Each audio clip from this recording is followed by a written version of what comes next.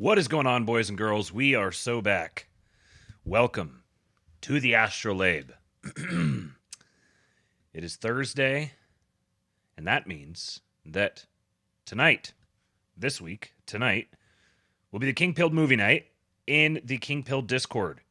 We'll be watching There Will Be Blood. So if you'd like to join us, which would be probably an hour or so after I wrap up here, probably I'm shooting for maybe 8:30 p.m. Central Time. We'll be jumping in there. We'll watch There Will Be Blood. Kingpilled.com is the place to go. Go sign up. Come join us. It'll be a great time. Last week we watched Starship Troopers, and I was cracking up the whole time just sitting here. We've got the I'm screen sharing, playing the movie, and then the there's like a live chat basically on the side as everyone was enjoying all the bug destruction. So probably a little less. I don't know, but I will never underestimate the members of the King Pill Discord. I was catching up on some of the messages last night, and I was wheezing, laughing. We got some funny mofos in there. So I'd imagine that we're gonna we'll get some funny commentary to go along with even a movie like There Will Be Blood. So if you're not a member of the King Pill Discord, you need to fix that. You need to join us. You need to become one of the cool members, one of the elites at kingpill.com. All right, let's see. What do we got here today? So I'm streaming on YouTube and X as usual. Follow me on X at RealKingPilled. And hit the like button if you would as you come in here. Share the show. We need to get these numbers up. We've got to share the show. Right now it says we have 43 concurrent viewers and the chat rate is 8, and I see 43 to 8, and it just makes my my very beleaguered Seahawks heart happy. Real ones will understand. Taylor Brown says you got to join the Discord and like the stream, or you mom am big gay. You hear that? Do you want your mom to be a big gay? I'm sure you don't. If you don't, there's only one way that you can prevent your mom from being a big gay, and that is to like the stream and join the King Pill Discord at kingpill.com. Okay, so today we're going to get some JD Vance posting. We'll get to that a little later in the show. We're going to talk with JD Vance. We're going to watch a speech that he gave, just dunking on the Euros right in their face, dunking on the Euro pores. We'll watch that. We're going to talk a little bit about the JD Vance, the Elon Musk, Sam Altman spat that is developing over OpenAI. And we're also going to do some deep dives, a couple of deep dives into some of the court cases that are going on right now. Trump just fired a bunch of federal prosecutors, and there's some interesting court cases that look like they are headed for the Supreme Court, and the administration is preparing for that. So we'll get into that. Got a bunch of DOGE stuff. Got some funny videos of Trump. The usual assortment of. We got some slop. We got some deep dives. We've got some funny stuff. It'll be a typical ASTROLABE. So let's pile on in here. And first of all, to start off, I regret that I have to do this, but I have to do this. I have to countersignal a friend. I am a big Uncle Doomer appreciator. Shout out to Uncle Doomer. Very good follow. But in this case, I must countersignal. He says, has enough time passed that we can all agree this sucked ass? I got to appreciate the little rhyme there. He's a poet, don't you know it? But no, this did not suck ass. This was actually amazing. It was so amazing that I'm going to play it for you guys.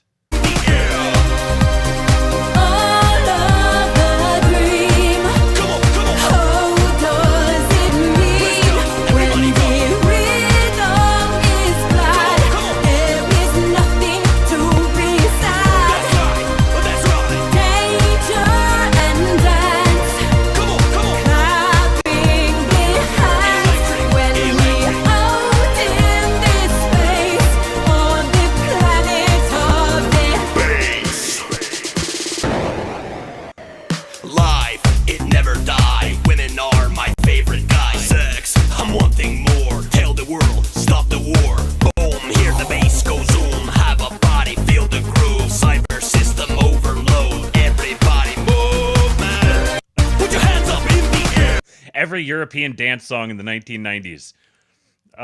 This is I will always love this one, but I've got a kind of a love-hate relationship with it because now that I've listened to it, it is absolutely going to be stuck in my head for the next week. I'm going to be just walking around middle of the day, and I'm just going to go, everybody movement! There was a funny, this is a deep sort of internet lore thing, but back in the day, I used to spend the majority of my time on the internet with the sports world. I was a big sports baller, and I came up out of the NFL blogosphere, NFL scouting, and particularly from the Seahawks. I wrote for a Seahawks blog for a while. I wrote for Bleacher Report for a while, and a friend that came up out of a similar milieu was Mina Kimes, who is now she actually did something with all the sports posting. But every time I see this now, I think of this one tweet that she posted where she said, just before the snap, in every Kyle Shanahan offense, and just played just the clip of him saying "everybody movement," and it's such a masterful joke that just a tiny fraction of the population is going to understand. So that has just deepened my appreciation for this clip, and I'm always going to watch it every single time it comes by. Okay, another one here. This is an interesting one. I watched this and I was trying to decide how I feel about it, but a bunch of people sent it to me, so I was like, okay, so this definitely resonates with people. But I'm curious to see what your guys' take is on it. We'll see if we watch the whole thing. It's 3 minutes long, but this is a weird little corner of the internet, and I'm not exactly sure how I feel about it.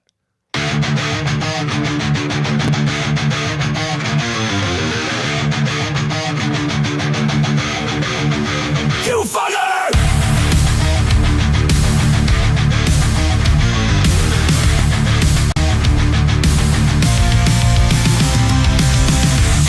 You mocked, you shut us down, called us names, tried to run us out. You pushed too hard, took too much. Now you're the ones who've lost their touch.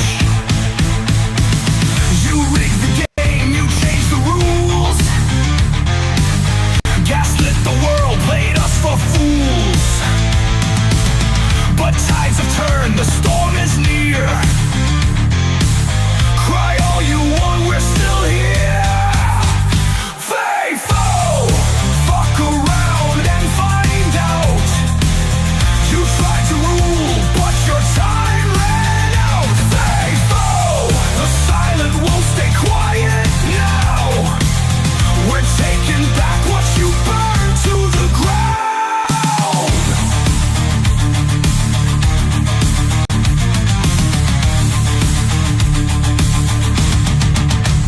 Censorship, lockdowns, all your control. Built your throne on a house of gold. Now you panic, now you cry. Tears don't work, truth don't lie. The games are done, the mask fell off. No more lies, we've had enough. You played with fire, now taste the flame. This time we're naming names.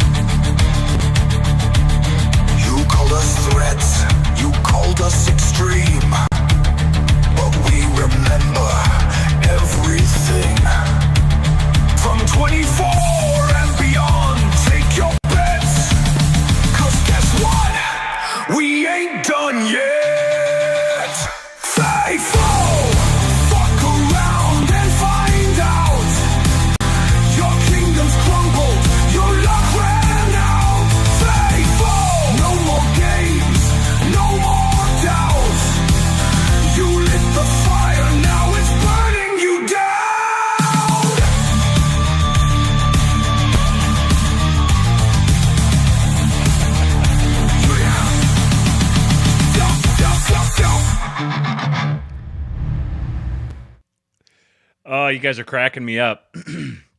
Let's see here. There's a couple of these I wanted to highlight that I agree with. Waylon Bro says it would be better without the lyrics. Yes, I think the chorus is all right, but it's very, very boomer. There was another one here. Samoa Bob says most music that tackles right-wing angst tends to be incredibly cringy for some reason. I can't put my finger on why it always falls flat for me. That's a good point, and it kind of reminds me of a lot of contemporary Christian music where we're like, oh, we're really cool and edgy, but we're Christian. We have Christian lyrics with our cool, edgy stuff. With our it's like rap or it's metal or whatever. And I grew up listening to that. I definitely enjoyed it for a long time, but in retrospect, it definitely is cringy. Forever Bulk said, is there anything worse than Gen X rock? So this is, let me see some of the other guys here. Ian Carroll says this is something Kyle done ironically like. Yes, absolutely. Now this little, I got kind of creeped out when I started going through some of these comments. So, you get lots of, was it the comments on this one? There was another version of this. They put up a censored version of it. And the comments on it are all very much like, I almost can't tell if these are real people. Like, dude, that effing rocks. Can I get it on YouTube Music? But he censors out the UCK. It's very, these are all the same type of account. Let's see this Joshua Youngblood. I've never seen these people before. So this is a little different. He's got a decent follower to following account, but they're always like patriots, and they talk about freedom and liberty and the Constitution. And maybe this was this guy here. Yeah, they almost always have tons and tons of followers. They'll do like this follow back thing, like I follow back everyone. No, I don't follow back everyone. I follow back someone who seems like they're worth following. There's a very weird little corner of the internet that is like super performatively MAGA. I'm Gen X and unapologetically MAGA. And all I can, they post with like lots of all caps and lots of emojis, and there's something very, very uncanny valley about it. There's a lot of crossover. You got all the emojis here and everything, and I'll do the all caps and emojis things like ironically. I'm like making fun of these types of people. And I wonder how many of them are real? How many of these are actual real people? And how much of this is like silly AstroTurf stuff? So much of the especially the people who really built up the MAGA base initially had this sort of social media presence. There's a lot of overlap with the Q people. Then you've got like the boomer moms, and so they kind of have the voice almost of like the boomer moms, except it'll be like this bearded rock loving Harley riding Gen X guy. I find these people just absolutely fascinating. I don't know if I've ever met any, but it would be extremely, like, not that I have anything against them, but it would be very off-putting to like encounter one and be like, oh, you're one of these like follow for follow people, like MAGA patriots, whatever. I guess maybe this is a like a subset of the FanDuel Americans. Speaking of cringy. Oh, which side are you on? Which side are you on? Tell me, which side are you on? Which side are you on? We'll fight against DOGE. We'll fight Elon Musk. No Elon's kept within our walls. We'll fight from dawn to dusk. Oh, which side are you on? Which side are you on? Tell me. Which side are you on? Which side are you on? Trump's coming for our unions. He wants us all to fail. He wants us to bow to him, but we want him in jail. Oh, which side are you on? Which side are you on? Tell me, which side are you on? Which side are you on? They say in the capital city there are no neutrals found. You're either with the Union or a scabby Musk bloodhound. Oh, which side are you on? Which side are you on? Tell me, which side are you on? Which side are you on? Don't take that government buyout. Don't listen to Trump's lies. Us workers haven't got a chance unless we organize. Oh, which side are you on? I saved you the last 11 seconds of that. What was this here from Mr. Butt Poop? What a name. What a name. What a comment. The libs are singing slave songs. Total victory.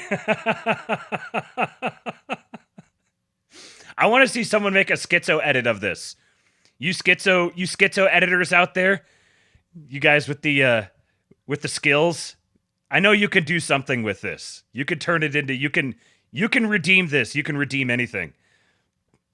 And of course, Scott Jennings says, we may never lose again. One of us.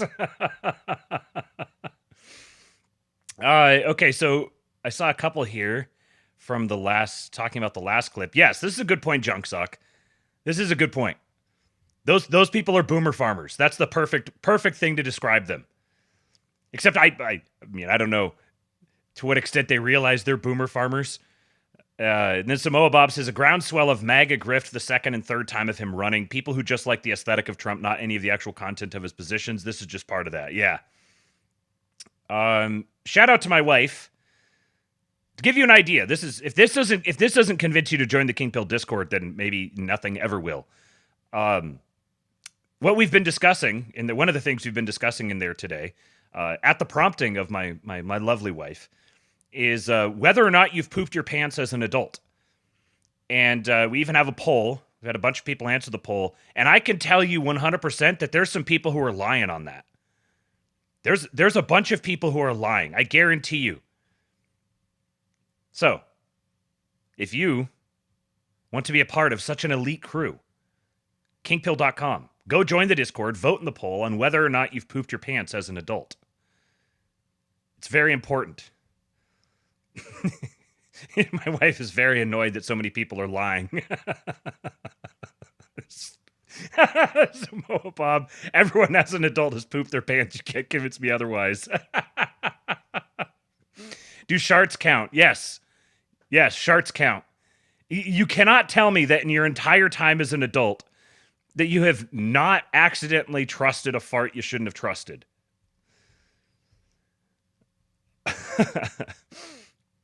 Okay, so the UK canceled while we're shitting on the Europores here. The UK canceled the deportation of a criminal illegal immigrant because his kid didn't like the chicken nuggets back in their home country. Albanian criminal's deportation halted over son's distaste for chicken nuggets.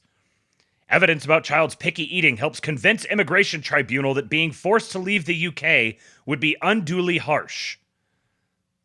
An Albanian criminal was allowed to stay in Britain partly because his son will not eat foreign chicken nuggets, the Telegraph can reveal.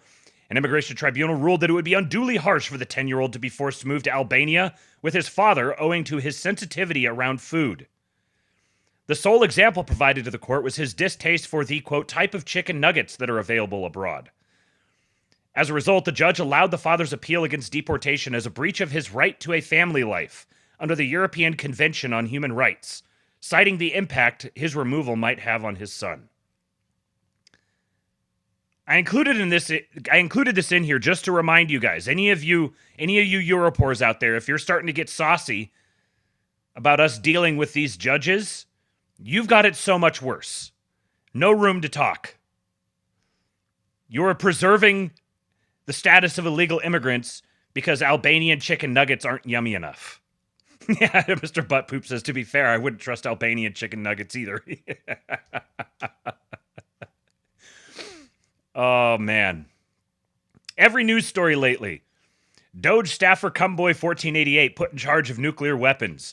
Elon renames CDC to CD's nuts. Seatbelts have been declared gay by executive order. GTA 6 delayed again. Absolutely based. This is the world that I wanted to live in. I voted for this. I voted for DOGE staffer Cumboy 1488 to be put in charge of nuclear weapons. So Elon has started to make a habit of highlighting the your patriotic bestie. This is a particular subculture. There's like I'm trying to come up with a good name for them. There's like the crunchy moms, but some of them aren't all that crunchy. It might be like the Maha moms, because they tend to all be just absolutely in love with RFK and very, very pro-Trump, but RFK just really does it for them. And this is how all of your wives are getting news, apart from whatever mad schizo rants that you're going on with them. This is how your wives are getting the news. They're getting the news from your patriotic bestie, talking about the DOGE report. In case you missed it, here's the DOGE report for today. So where is our money actually being spent? Well, they found that $3 million is being used to study steroid-enhanced hamster fighting. I think you could just go to like a bar at night, watch a couple dudes get into it, and know what steroids will do for a fight, okay?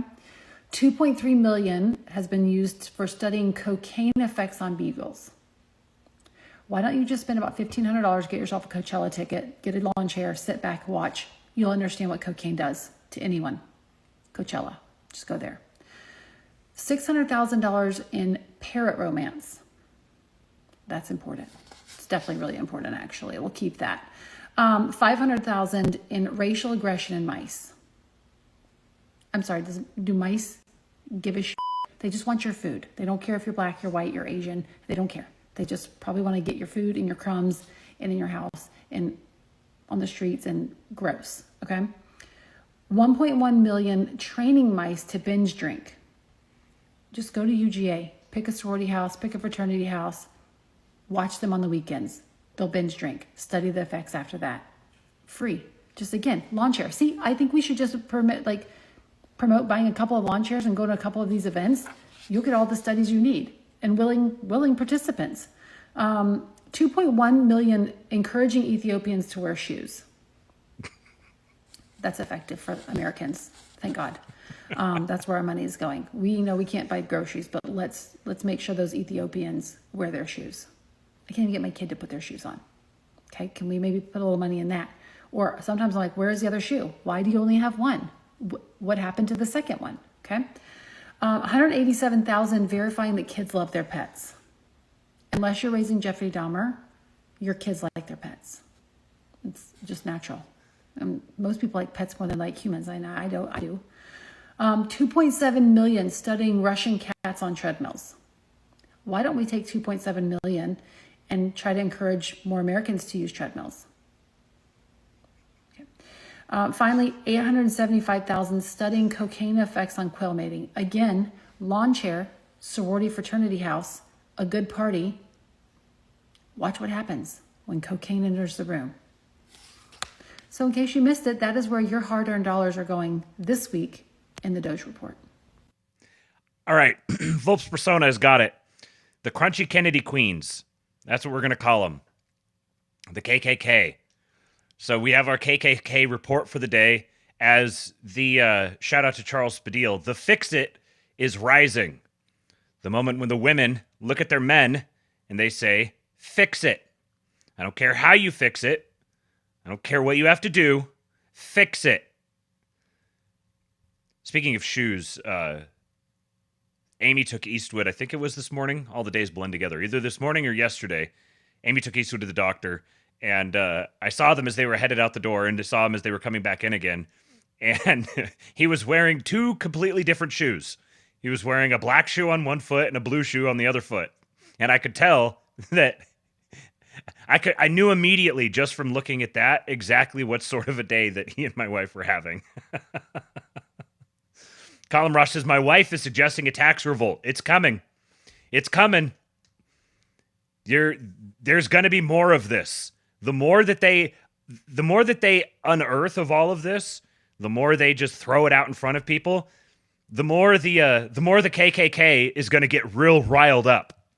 And once they get real riled up, things are going to happen. Okay, a couple here of the media just getting blown out by our beloved White House people. The first one here is from Caroline Levitt. And note, again, the very prominently displayed cross necklace.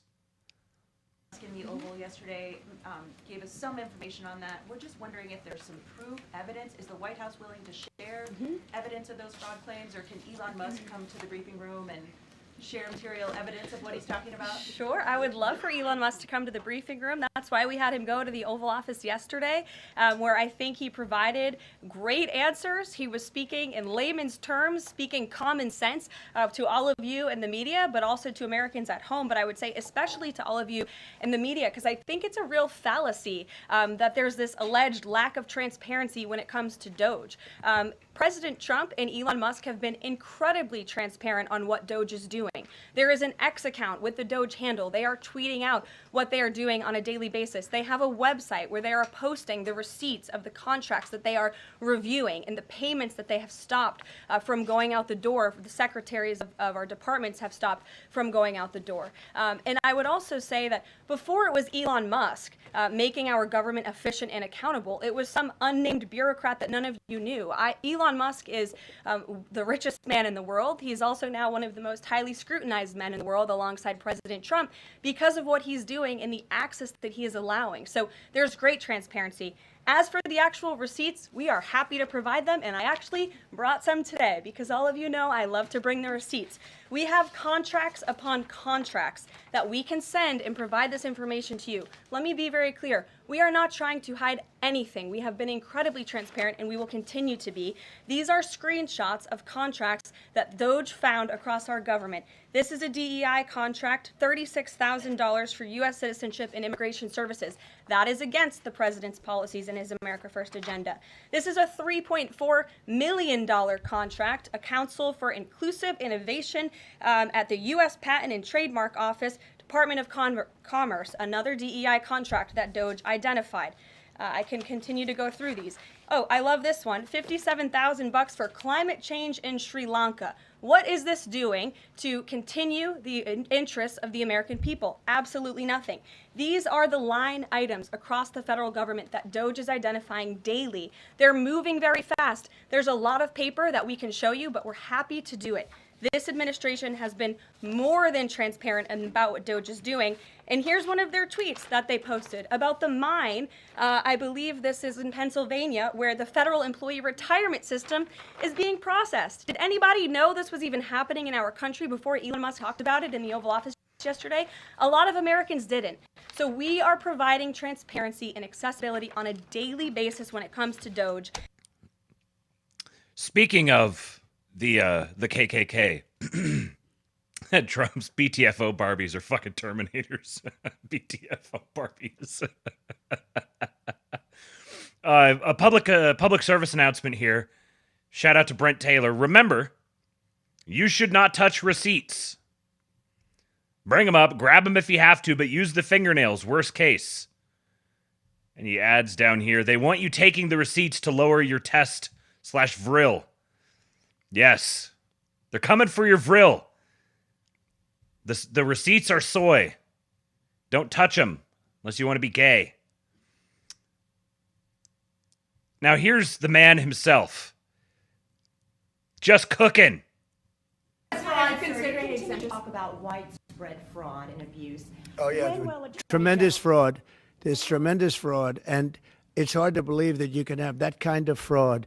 You're talking about are you talking about what? Wait. Which are you talking? You're talking about with regard to all of the investigations that are going on about this stupidity. What we're going to do is tomorrow I'm having a news conference. I'm going to read to you some of the names that hundreds of millions and even billions of dollars have been given to. And if you tell me that we should be giving money to those things, those entities, I think you'll probably have to leave as a reporter because you're not very talented. When you look at the kind of money, billions and billions of dollars being thrown away illegally, and there's no chance. I mean, I say it in front of our Attorney General, there's no chance that there's not kickbacks or something going on. When you give millions and millions of dollars to somebody that stands to look at something for 15 minutes and walks away with millions of dollars, that money's coming back in some form.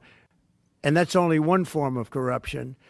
The biggest thing is what they do to our country. They're taking massive amounts of money and spending it on items. I went through a list of 200 expenditures that were made, and I found 3 that looked like they were reasonable. Okay, 3. And we'll be talking about that tomorrow. We have a lot of stuff. And I want to commend Elon because he's done a fantastic. He doesn't need this. You know, he's abused by you people every day. He's found more things than anybody could find. I think he's got the credibility to do it. I know he does. And it's his group of people. You know, they started off with 12. I call them 12 geniuses. They started off with 12, and they went to 20 and 25, and now they're up to almost 100. People are joining to help them because this is a massive fraud that's taken place.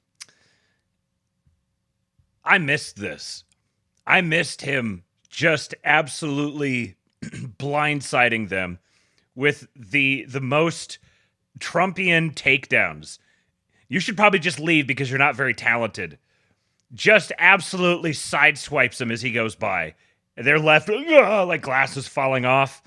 We got to appreciate this while it's here, because nobody else is going to be able to do it like him. We're still going to get bullying journalists in the future, but nobody's going to do it quite like he does. This one here just completely takes the cake. Caitlin Collins had no idea what she was getting herself into. Mr. President, you won the White House in part because of high inflation. If your tariffs make prices go up... Excuse me, we haven't asked you to speak yet, please. Right? Mr. President, you won the White House. Excuse me. We haven't asked you to speak yet. Sit down, little girl. Watch her face. We haven't asked you to speak yet, please. Right? Oh. Look at that right there.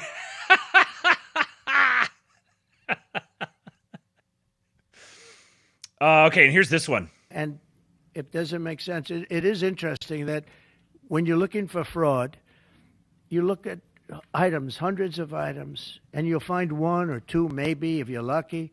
Here's something where you look at data, and they're all fraudulent. You know, by just looking at the topic, they're all fraudulent, except it's the opposite. You'll find 1 or 2 that's like a legitimate reason. So I just want to thank Elon for going through it. I want to thank all the people that are working with him. You know, we have a big group of people. I think the lowest IQ is about 160. That's very high. That's very high. You have a couple of 182s in there, but they're doing a fantastic job. He doesn't need it, and they don't need it, but we're showing things, and it's going to be it's a big. People have no idea how important it is. Yeah, and. Now, the reason I wanted to share this is because, number one, there's a little something here that Whoa from Stone Choir pointed out, that one thing that he occasionally, or he often does, when he's just talking kind of extemporaneously like this, is he will just drop random factoids that he heard earlier in the day. Someone told him a particular fact, and it got stuck in the old steel trap up there, and then he'll just drop it. So when he says something very specific like this, we have a couple of 182s in there. What this tells me is, number one, they're actually IQ testing these guys. And number two, there's at least one dude in there who's actually a 182, and they were talking about it earlier. Yeah, when was the last time we had someone with a 180 IQ in the government? Jason asked, how long are you going tonight? It'll probably be till 7 p.m. Central, 8 p.m. Eastern, somewhere in there.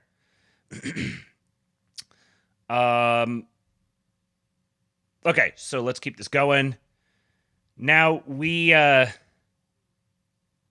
we talked the other day about Lee Zeldin at the EPA and him teasing that he discovered these so-called gold bars. So I've got an update on that here in just a sec. But first of all, from the DOGE account, it says EPA canceled 3 DEI contracts, saving American taxpayers $45 million. So it's going in all these different agencies are all killing off these contracts. At this point, the numbers are just kind of like just a blur. Tens of thousands, hundreds of thousands, millions, tens of billions, hundreds of billions, trillions. The numbers are just getting more and more insane. But here is Lee Zeldin's update. Hi, this is EPA Administrator Lee Zeldin. One of my very top priorities at EPA is to be an excellent steward of your hard-earned tax dollars. There will be zero tolerance of any waste and abuse. An extremely disturbing video circulated 2 months ago featuring a Biden EPA political appointee talking about how they were tossing gold bars off the Titanic, rushing to get billions of your tax dollars out the door before Inauguration Day. The gold bars were tax dollars, and tossing them off the Titanic meant the Biden administration knew they were wasting it. Following this revelation, during my meetings with members of Congress, I made a very important commitment to them and to the American people, which I reiterated at my confirmation hearing that if confirmed, I would immediately get a full accounting. Fortunately, my awesome team at EPA has found the gold bars. Shockingly, roughly $20 billion of your tax dollars were parked at an outside financial institution by the Biden EPA. This scheme was the first of its kind in EPA history, and it was purposefully designed to obligate all of the money in a rush job with reduced oversight. Even further, this pot of $20 billion was awarded to just 8 entities that were then responsible for doling out your money to NGOs and others at their discretion with far less transparency. Just under $7 billion was sent to one entity called the Climate United Fund. I'm sure you and I now have some of the same questions. How do these organizations decide how to allocate funding? How much money have they given out so far and to whom? Are there any former Biden EPA staffers who are now working at these entities? Let me make one thing abundantly clear. At this point, there is zero reason to suspect any wrongdoing by the bank. Here's my position as EPA Administrator. The financial agent agreement with the bank needs to be instantly terminated, and the bank must immediately return all of the gold bars that the Biden administration tossed off the Titanic. EPA needs to reassume responsibility for all of these funds. We will review every penny that has gone out the door. I will be referring this matter to the Inspector General's office, and will work with the Justice Department as well. The days of irresponsibly shoveling boatloads of cash to far-left activist groups in the name of environmental justice and climate equity are over. The American public deserves a more transparent and accountable government than what transpired these past 4 years. We take our obligations under the law as seriously as it gets. I've directed my team to find your gold bars, and they found them. Now we will get them back inside of control of government as we pursue next steps. As President Trump has vowed, we are going to usher in a new golden age of American success for the citizens of every race, religion, color, and creed. I can just hear the libertarians squealing about the idea of him clawing back money within the clutches of government. You know, if you're a libertarian, then no, that money's better with the bank. You know, because the bank's a private entity, right? And it's bad if the government claws that money back. Well, you know exactly what that money was for. They shoveled this all out as fast as they could on their way out because they didn't expect that they were going to lose the election. They're shoveling it out into the thinnest pretext possible to give them a slush fund to fund all sorts of different operations. If you've listened to to Mike Benz lately as he's been making the interview rounds, you would know that it doesn't matter what the money is actually tabbed for. They have all sorts of little clever ways that they'll funnel it from NGO to NGO to NGO and reappropriate it from this place to that place. One of the greatest examples that Mike Benz gave was when they created the Twitter duplicate in Cuba, and they redirected funds that had been appropriated for, I think, was it Bangladesh or some shithole country? They redirected those funds into Cuba through a bunch of shell companies and NGOs to set up a Twitter knockoff for Cuba only, so that they could begin programming people to create instability, government instability, and weaponize the people against the Cuban government. So this $20 billion that was shoveled into these banks could wind up just being used for anything. And $20 billion is a fairly hefty sum. Now, it's interesting. I'm sure that my guess is that there isn't necessarily a legal pretext. Like, if you're going to be really autistic about the law, there probably isn't necessarily a legal pretext for getting this back. I don't know. I'm kind of speculating here, but the fact that he produced a video like this, which I've seen a couple of the different agency heads that are starting to like directly interface with the people through videos. Doug Collins at the VA posted one the other day as well. But my guess is that the bank may be entitled to retain that money, given how it's possible that they just did it blatantly illegally and the bank just cooperated with it. But my guess is that the bank could hold on to it if they wanted. And part of the reason why they're posting this publicly and going about it this way, instead of just addressing the problem, he's doing this big public reveal. They get it going viral. They do this big public reveal, is to essentially lean on the bank to cooperate with returning this money, since it was very obviously going to be used for fraudulent things. So it'll be interesting to follow up on this and see what happens. Definitely, I would imagine that if there isn't an existing legal pretext for prosecuting people for this, because like it was technically legal for the EPA to provide this money there, if there isn't like an actual legal pretext, they need to create one. I don't care. People need to be arrested for this. Start with that little twink that James O'Keefe's person caught bragging about how they're throwing the gold bars off the Titanic. And a big shout out to Project Veritas and to James O'Keefe, which is two separate entities now. Big shout out to them for creating the possibility for this by sending their twinks in after the government twinks. Here's another one. Department of Education. Today, according to DOGE, the Department of Education terminated 89 contracts worth $881 million. One contractor was paid $1.5 million to, quote, observe mailing and clerical operations at a mail center. So a Department of Education contractor was paid $1.5 million for observing mailing and clerical operations. This has been just an insane level of grift, where they've created literally just like fill in the blank, just Mad Libs, just put some words in to justify totals of billions and billions of dollars of money laundering. 29 DEI training grants totaling $101 million. One sought to train teachers to, quote, help students understand or interrogate the complex histories involved in oppression and help students recognize areas of privilege and power on an individual and collective basis. How many of our guys have been struggling to make ends meet, have lost houses,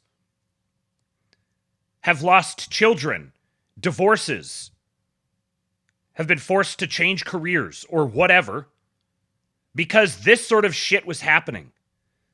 Grants totaling $101 million just being funneled to these worthless people. Elon says when he asked why they were paid $1.5 million to observe mailing and clerical operations at a mail center, nobody knew. And this one's just great. DOD paid Reuters $9 million for, quote, social engineering program. Now, the fact that this is coming out here indicates that they are now auditing the DOD. DOGE investigations reveal mysterious Defense Department payments to Reuters for, quote, large-scale social deception project between 2018 and 2022. While DARPA claims it was for cyber defense, questions swirl about why a news agency received millions for social engineering. And look at this. They literally put it here. Description. So this is Department of Defense going to Thomson Reuters Special Services, LLC. And the includes COVID-19 spending. The description. Active social engineering defense, large-scale social deception. This after Reuters said Musk's DOGE cuts based more on political ideology than whatever. And Elon says, I wonder how much money Reuters is getting from the government. Let's find out.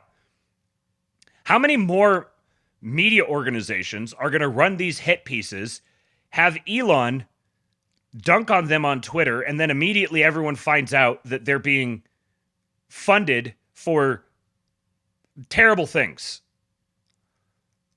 That's literally what it says on the purchase order. They're a total scam. Large-scale social deception. What this reminded me of was they did the meme. One of the most legendary tweets of all time.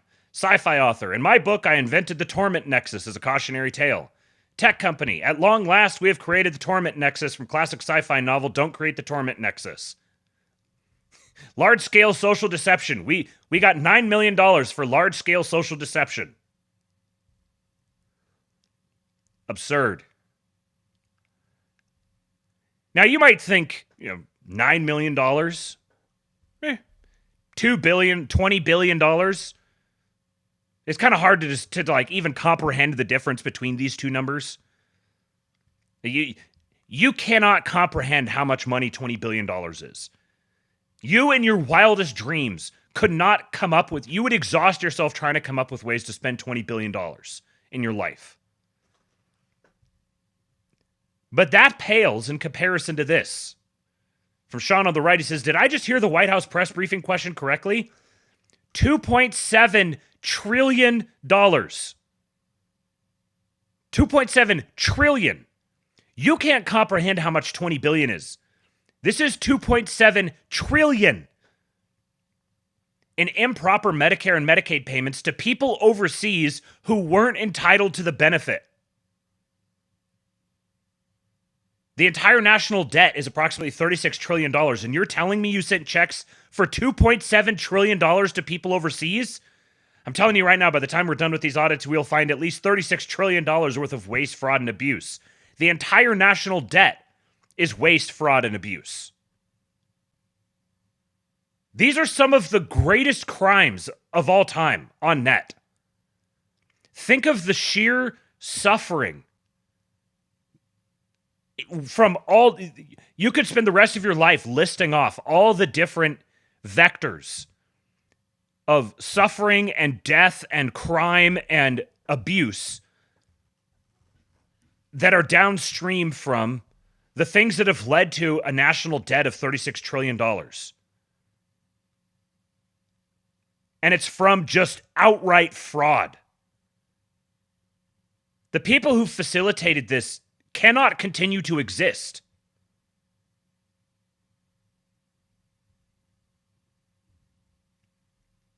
And every once in a while, symbolism happens. Meet the director of Project on Government Oversight, an NGO funded by USAID. He testified today that he hasn't seen any evidence of widespread abuse or waste in government spending. The problem is, Dylan Hetler Gaudet is blind.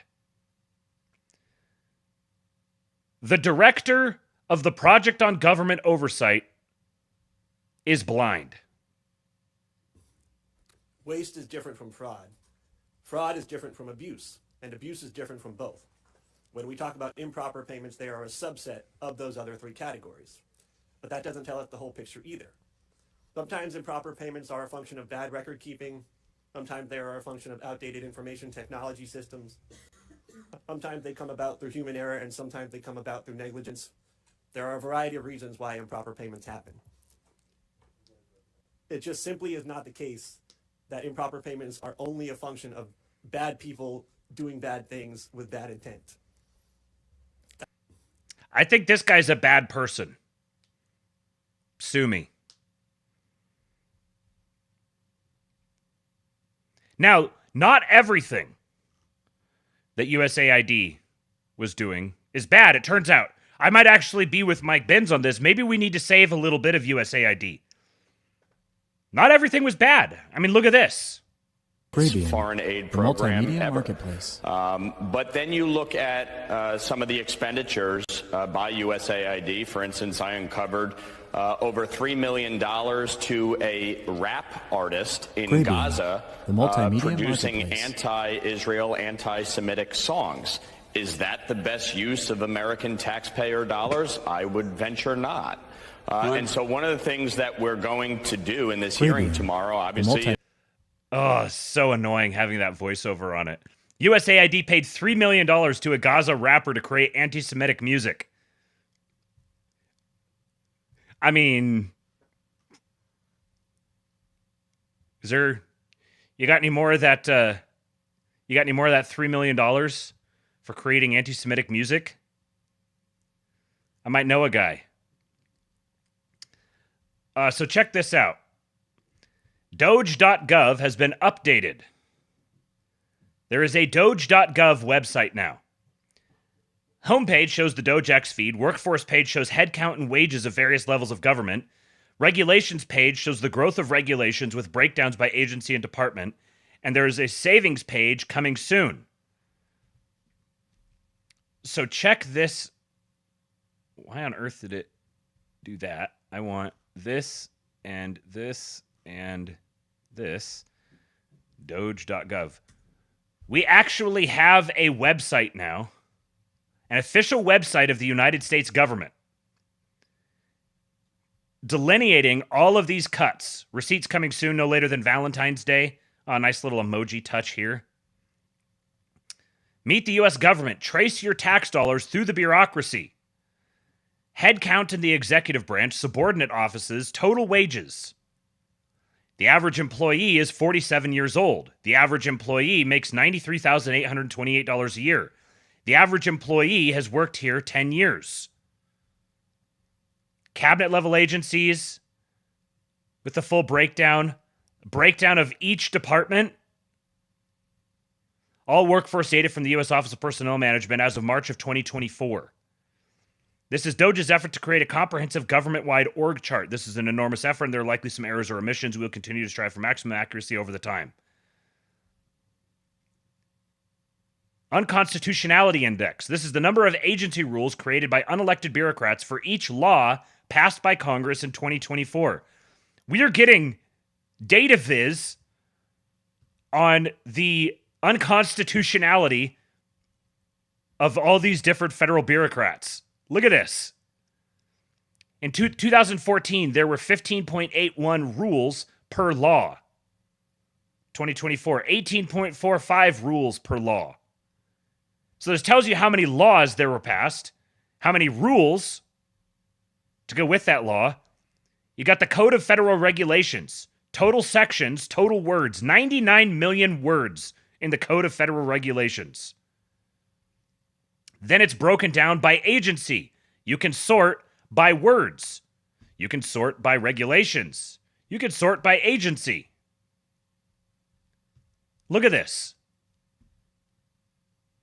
This is insane. Join the U.S. Digital Service. The DOGE team is looking for world-class talent to work long hours, identifying and eliminating waste, fraud, and abuse. These are full-time salary positions for software engineers, InfoSec engineers, and other technology professionals. All right, boys. Here you go. I know we got a bunch of you out here. You high IQ autists. Go apply. Get more of our guys involved in this. The about links to the executive order establishing the Department of Government Efficiency. Could you imagine this even just a couple years, just months ago? Imagine having a website that publishes all this information where you could just go and filter through it all, that's updated in real time. I saw that Elon mentioned that, I didn't save the tweet, but he said they're expecting the, the whole retirement process where it's all on paper and they go down into the mines and all of that. He said they're expecting to have that fully digitized in about a month. I have no idea how they're going to do that. I don't know if he means that maybe they're not going to be digitizing all the records, but they're going to digitize the process. And then over time, they're ultimately going to digitize all the records. I know that there are requirements for keeping paper copies of things, but, increasingly, I don't know. There's going to come a point where you're wasting so many resources, so much time, so much energy, so much space to keep the paper versions and there's this kind of perception of digital as being more ephemeral or transient, but I personally don't think that.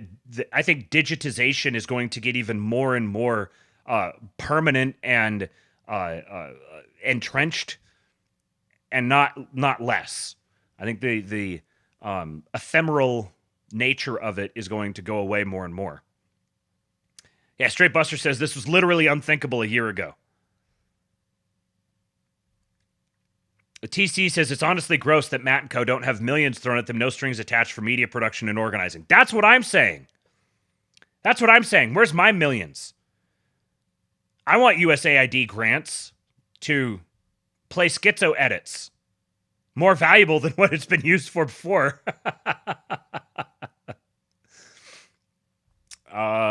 Okay, just checking through the comments here.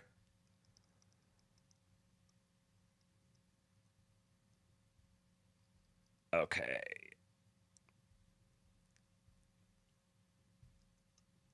New. Trump administration places all CISA misinformation staff on leave. From DHS Assistant Secretary McLaughlin.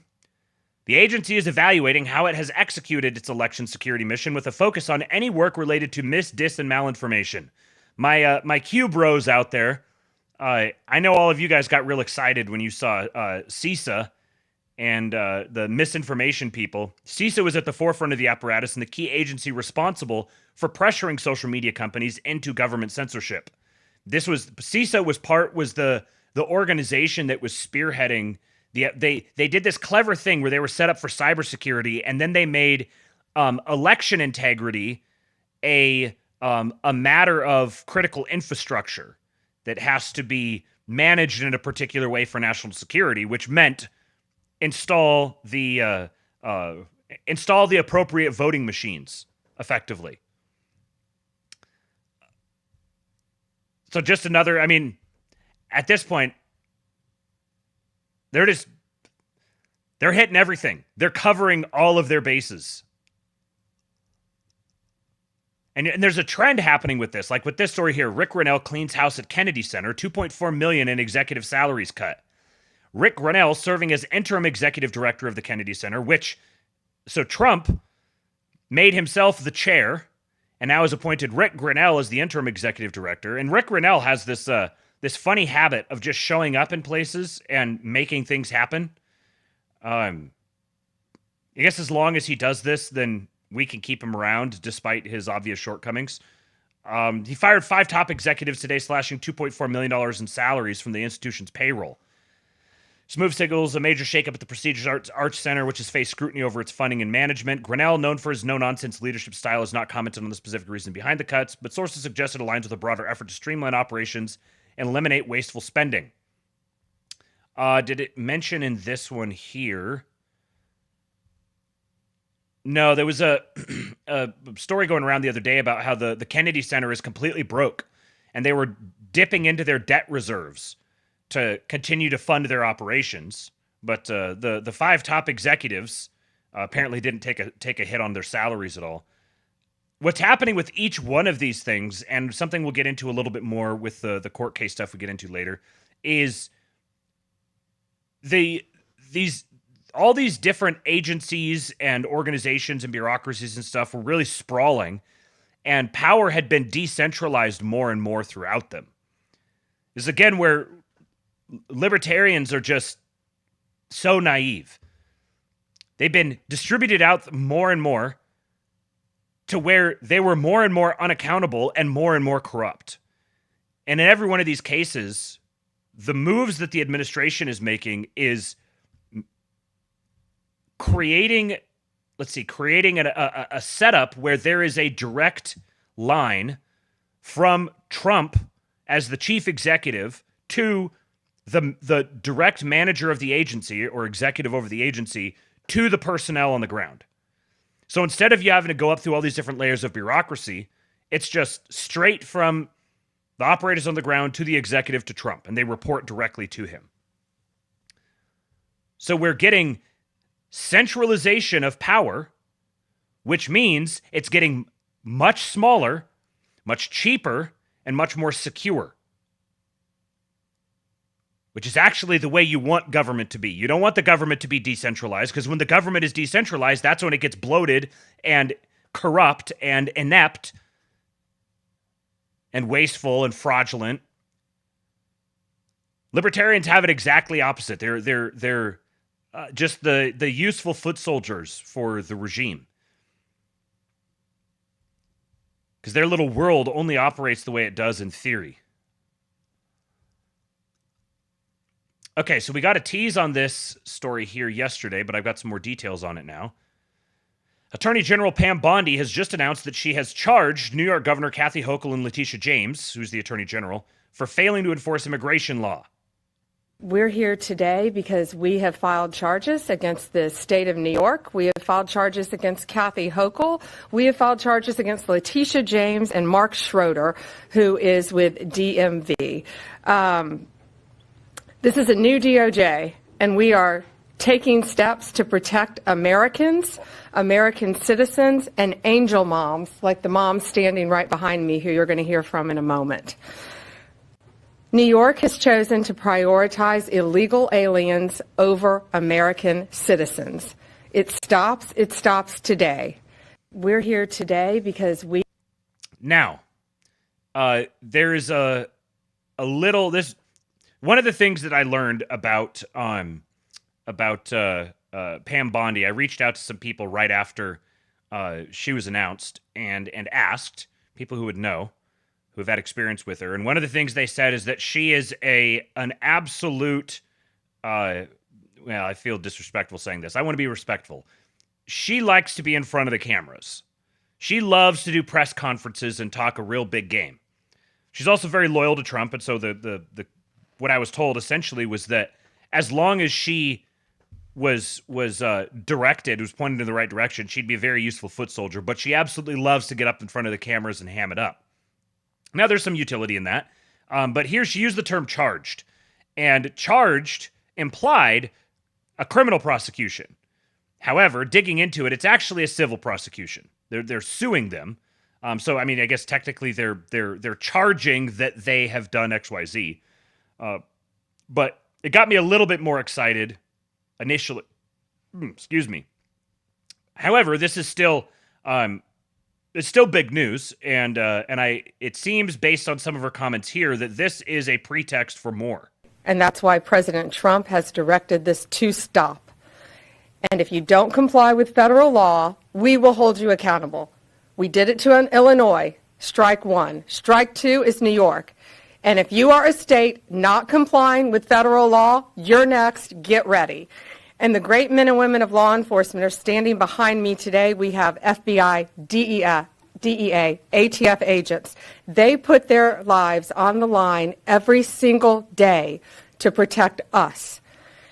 And what New York has, they have green light laws, meaning they're giving a green light to any illegal alien in New York where law enforcement officers cannot check their identity if they pull them over. Law enforcement officers do not have access to their background. And if these great men and women pull over someone and don't have access to their background, they have no idea who they're dealing with. And it puts their lives on the line every single day. Violent criminals, gang members, drug traffickers, human smugglers will no longer terrorize the American people. And that is why we are here today. You will be held accountable if you do not follow federal law. It's over, it ends, and we're coming after you. I would like to know what her, what sort of, is this surgery? Is this diet? Because this woman's almost 60. She turned 60 this year. She does not look 60. I don't know what it is, but now she said we did it to Illinois, strike one. Strike two is New York. So what is strike three? I'd imagine strike three is probably Los Angeles. If I was Gavin Newsom, I would be a little nervous. And as a good point here from Frosty Swifter, says civil is in many ways better. You can be pardoned, but your home will be gone. Yes.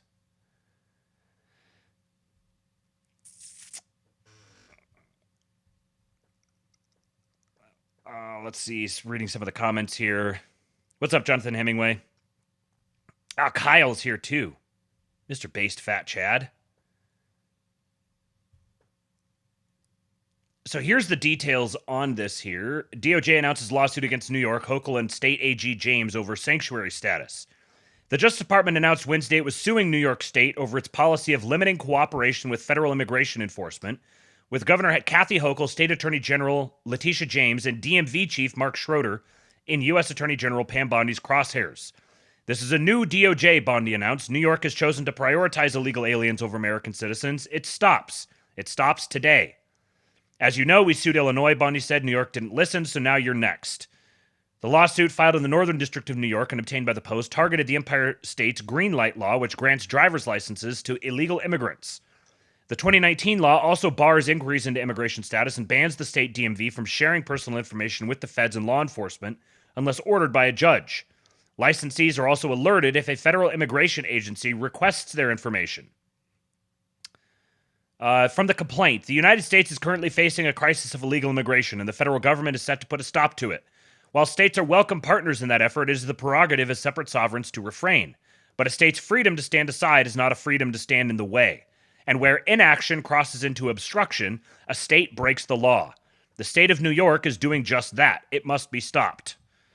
The filing added that DMV information is critical for federal immigration agencies to, quote, identify and remove those who are here illegally and keep their officers safe. The complaint continues, from vehicle stops to border crossings to executing arrests and searches, immigration authorities depend on these records to assess real-time the situations they face and the people they encounter. But New York's green light law deprives them of this insight and in return unnecessarily forces brave law enforcement officers into dangers and uncertain circumstances. Hochul, quote, has been clear from day one. She supports deporting violent criminals who break our laws, believes that law-abiding families should not be targets, and will coordinate with federal authorities who have a judicial warrant, her press secretary Avi Small said in a statement before the lawsuit was filed. Avi, huh? And then a source familiar told the Post that Hochul and President Trump had, quote, tentatively agreed to meet next week when she's in Washington, D.C. That'll be a fun meeting. Last week, the Justice Department asked a federal judge to immediately strike down sanctuary policies in Illinois and Chicago, arguing that state and local officials, quote, are an obstacle to the federal government's enforcement of the immigration laws and discriminate against federal immigration enforcement. Bondi, on her first day in office, also froze all DOJ funding for 60 days to so-called sanctuary jurisdictions from New York to California. In 2023, those law enforcement grants to New York City alone amounted to more than $1.56 billion, according to the Center for Immigration Services, a conservative nonprofit research organization. The Justice Department had been expected to fork over more than $8 billion in funding to city agencies in fiscal year 2025, municipal data show. But Bondi ordered her department to, quote, not enter into any new contract, grant, or other agreement to provide federal funding to non-governmental organizations that support or provide services either directly or indirectly, e.g. through subcontracting or other arrangements, to removable or illegal aliens. The move comes as Border Czar Tom Homan ramps up immigration removal proceedings nationwide, kicking out 11,000 migrants targeted for having been charged or convicted of crimes. Some migrants being deported have been flown to the U.S. military base in Guantanamo Bay, Cuba, while others have been jetted back to their native countries like Venezuela or Colombia, with the latter buckling under Trump's to levy import taxes. Okay. The rest of this is just kind of some background. So now, relatedly, number of interesting things happening in New York right now. First of all, let me play this clip of Bill O'Reilly talking about the New York City mayor, Eric Adams. Trump wants to get Letitia James and Alvin Bragg. That's what this story is all about. Nothing else there. He went after Illinois because he wants to get Pritzker. Hates him. And the way to do that is to deny the states of Illinois and New York the federal grant money. The New York Post reports today $8 billion is going to get held up by the Justice Department that would have flowed into New York State, which is running an astronomical deficit here. Okay? So the easiest way to do this is to file civil suits against the governor and the attorney general. Then the question was, why is the mayor of New York left out? Because he doesn't matter. He doesn't matter. Trump wants to get Letitia James. Hochul is just an ornament. Doesn't have any bad feeling toward Hochul, Trump. But Adams, the deal that was made, I don't know what Adams is giving Trump. I have to tell the audience up front. I don't know, and I don't use anonymous sources, but I have gotten call after call after call that said, and all of these people have agendas who are calling me. They all have agendas, all right? And they're saying that Adams knows where the bodies are buried with James and Bragg. Just throwing it out for your consumption. I'm not reporting it to be true, but it kind of makes sense, right? Well, it's kind of weird that, like, you can say he has no power, but he's in charge of the city. And when they went after Pritzker in Illinois, they named Chicago and they went after mayor. I'm just saying, if you're going after the city of Chicago, you name the mayor. No, Johnson and Adams have no power whatsoever. None. They do what they're told to do. The real power lies in the state legislature. Now, in both Illinois and New York, the state legislature gives the big middle finger to Homeland Security. Because blank you, maybe Anderson Cooper could articulate it a little more than I am by using some vernacular, but that's what's happening. And the Trump administration knows that these mayors, I mean, this is like the utility infielder on the New York Yankees who plays maybe 3 innings a week. These guys have no power. They do what they're told to do. The big power is Newsom in California. Newsom's next. Hey, Gavin, they're coming for you. Pritzker's going to get destroyed, and Trump will bring down, and I'm going to predict it here, he will bring down Letitia James and Alvin Bragg because they went on a crusade to destroy him. And President Trump is not a forgiving man. So I've been speculating for a while that, it's not even, I can't even say I've been speculating. It seems pretty obvious that the administration has turned Eric Adams. They capitalized on the fact that his own party started going after him, and they have made an ally out of him. His tune has definitely changed a lot lately. He even went on Tucker. So this story gets even more interesting.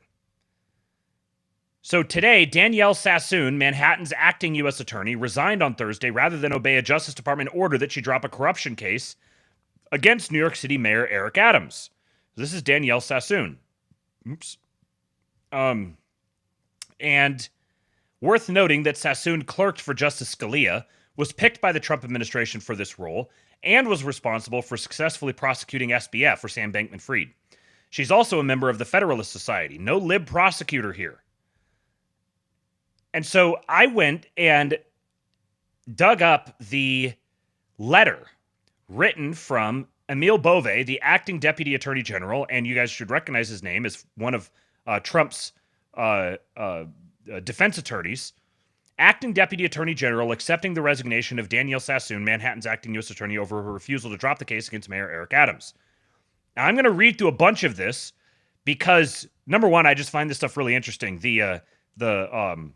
the back and forth of these sorts of legal memos and stuff.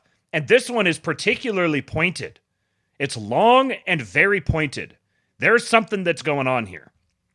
So he says, Ms. Sassoon, in response to your refusal to comply with my instruction to dismiss the prosecution of Mayor Eric Adams, I write to notify you of the following. First, your resignation is accepted.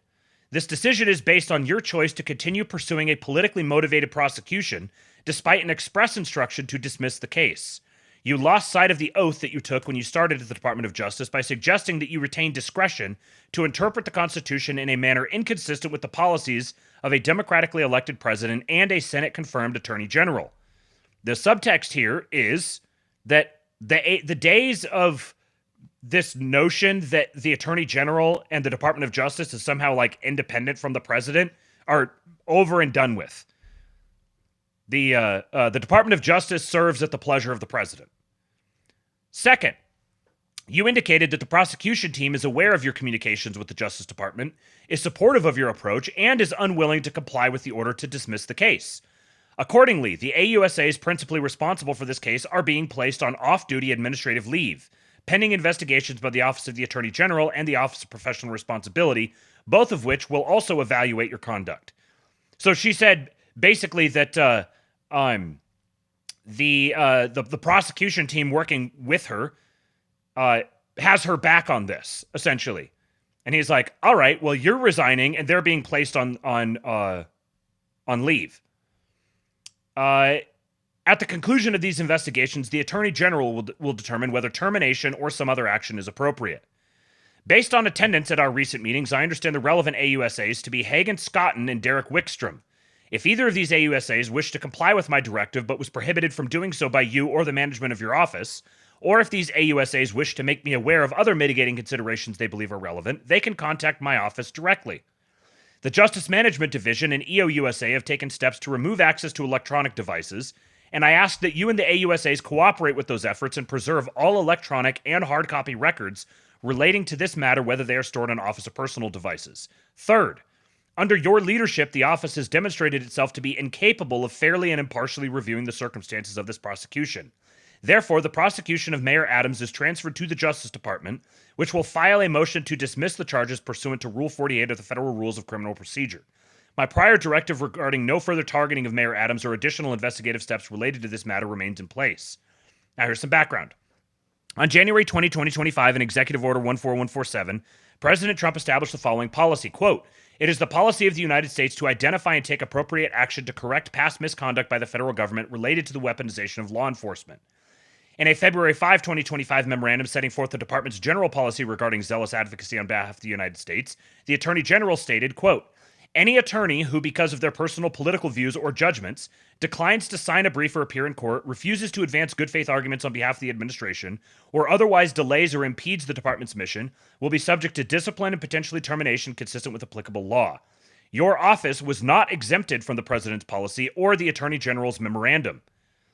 On February 10, 2025, I directed you to dismiss the prosecution of Mayor Adams based on well-founded concerns regarding weaponization, election interference, and the impediments that the case has imposed on Mayor Adams' ability to govern and cooperate with federal law enforcement to keep New York City safe.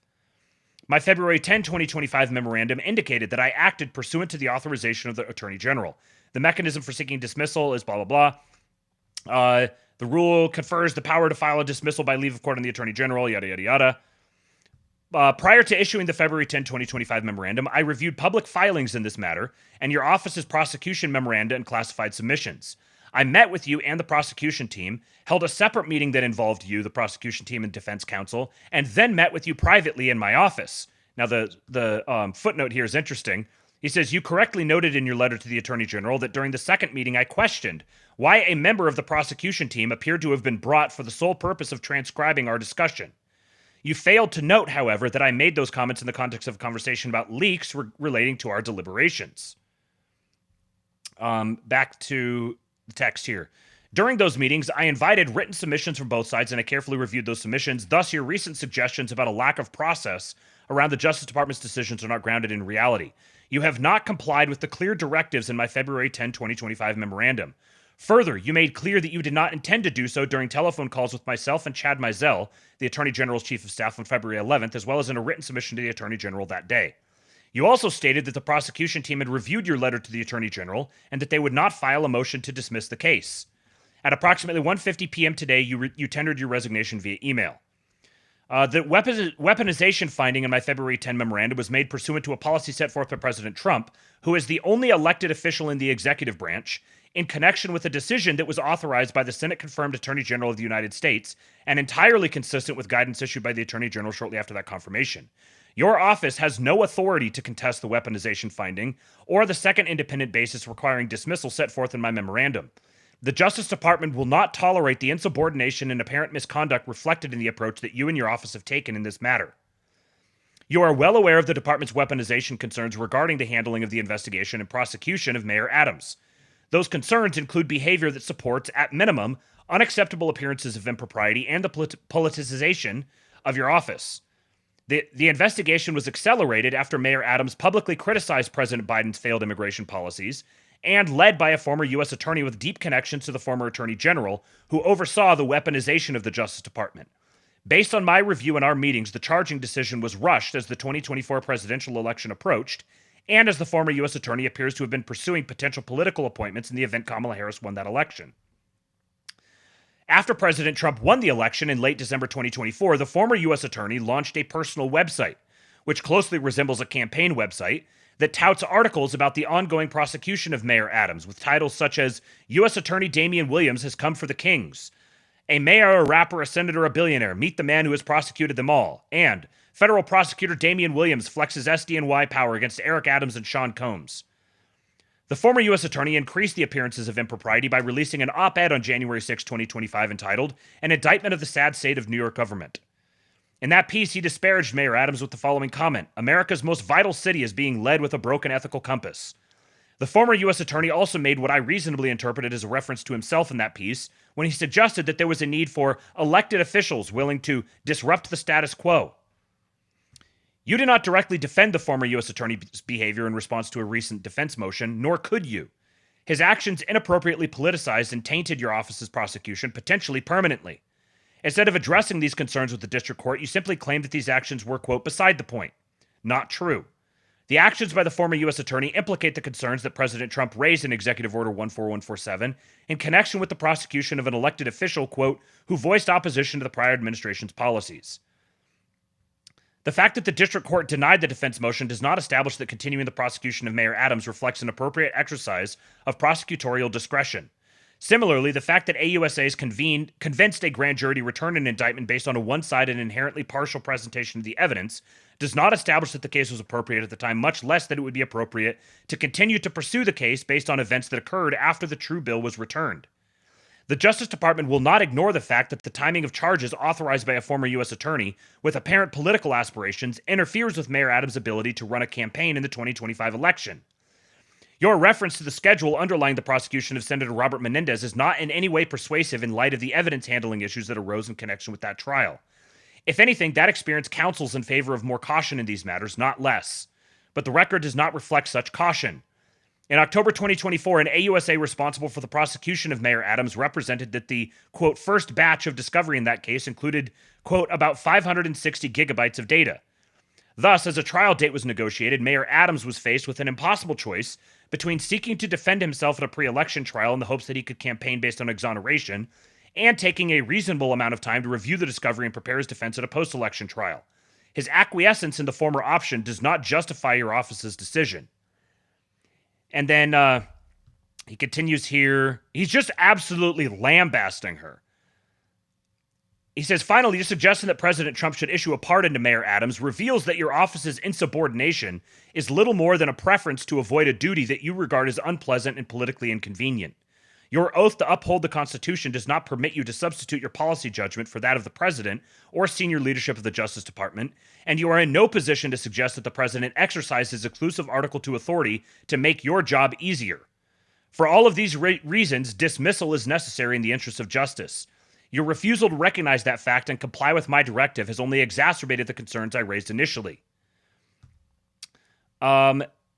Your objections to the second basis for my February 10 directive, that the pending prosecution has unduly restricted Mayor Adams' ability to devote full attention and resources to illegal immigration and violent crime, are based on exaggerated claims that further illustrate your office's inability to grapple with the problems that this case actually presents. As a result of the pending prosecution, Mayor Adams is unable to communicate directly and candidly with city officials he is responsible for managing, as well as federal agencies trying to protect the public from national security threats and violent crime. Mayor Adams has been denied a security clearance that limits his access to details of national security issues in the city he was elected to govern and protect. He cannot speak to federal officials regarding imminent security threats to the city, and he cannot fully cooperate with the federal government in the manner he deems appropriate to keep the city and its residents safe. This situation is unacceptable and directly endangers the lives of millions of New Yorkers. My directive to you reflected a determination by the Justice Department that these public safety risks greatly outweigh any interest you have identified. It is not for local federal officials such as yourself, who lack access to all relevant information, to question these judgments within the Justice Department's chain of command. Whew! It is not for local federal officials such as yourself, who lack access to all relevant information, to question these judgments within the Justice Department's chain of command. I believe this is what's known as a pimp slap. He continues going on at her. Let's see. Finally, and to be clear, while I elected to address two particular dispositive concerns in my February 10 memorandum, I have many other concerns about this case. The case turns on factual and legal theories that are, at best, extremely aggressive. For example, the district court explained that, quote, it is not inconceivable that the Second Court of the Supreme Court might, at some point in the future, hold that an official act as defined in McDonald is necessary, blah, blah, blah, blah, blah. The district court also acknowledged that there is some force to Mayor Adams' challenges to the office's quo theories in this case. The thing of value in this case are campaign contributions, which require heightened proof. There is also questionable behavior reflected in certain of the prosecution team's decisions, which will be addressed in the forthcoming investigations. Witnesses in the case do not appear to have been treated in a manner that is consistent with your claims about the seriousness of your allegations against Mayor Adams. It is my understanding that, around the time the charges were filed, the prosecution team made representations to defense counsel regarding Mayor Adams' status in the investigation that are inconsistent with the Justice Manual's definitions of target and subject. In the same period, despite having already started to draft a prosecution memo proposing to charge Mayor Adams, the prosecution team invited Mayor Adams to a proffer, in effect baiting him to make unprotected statements after the line prosecutors had already decided to try to move forward with the case.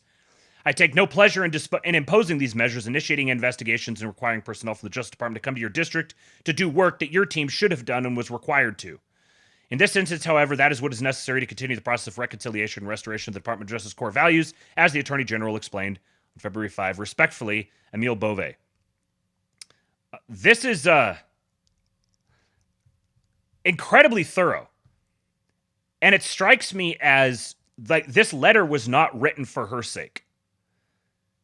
This letter is written for the sake of the entire Department of Justice.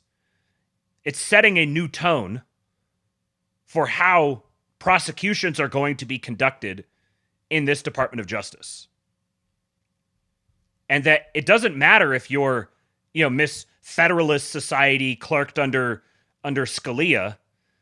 If you step out of line, you're going to get backhanded. Yeah, girl boss, you're not the boss. And there's going to be there's still going to be investigations coming.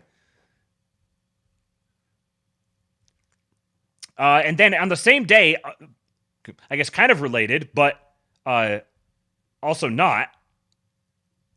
Today, Trump has fired all federal prosecutors appointed by Biden. This is from Newsweek. President Donald Trump has begun firing the remaining federal prosecutors appointed by Joe Biden. Trump has not coordinated the firings with the Justice Department office that oversees federal prosecutors, leading to some confusion and uncertainty. In addition, by removing remaining Biden appointees, Trump is paving the way for a new emphasis within the prosecution system, such as the removal of illegal immigrants. Since the Bill Clinton era, it's been routine for incoming presidents to fire the previous administration's federal prosecutors, known as U.S. attorneys. According to an online article, the Trump administration did not coordinate the firings with the DOJ's executive office, which is standard procedure. There are 93 attorneys general that cover all areas of the U.S. They oversee federal prosecutions in their district.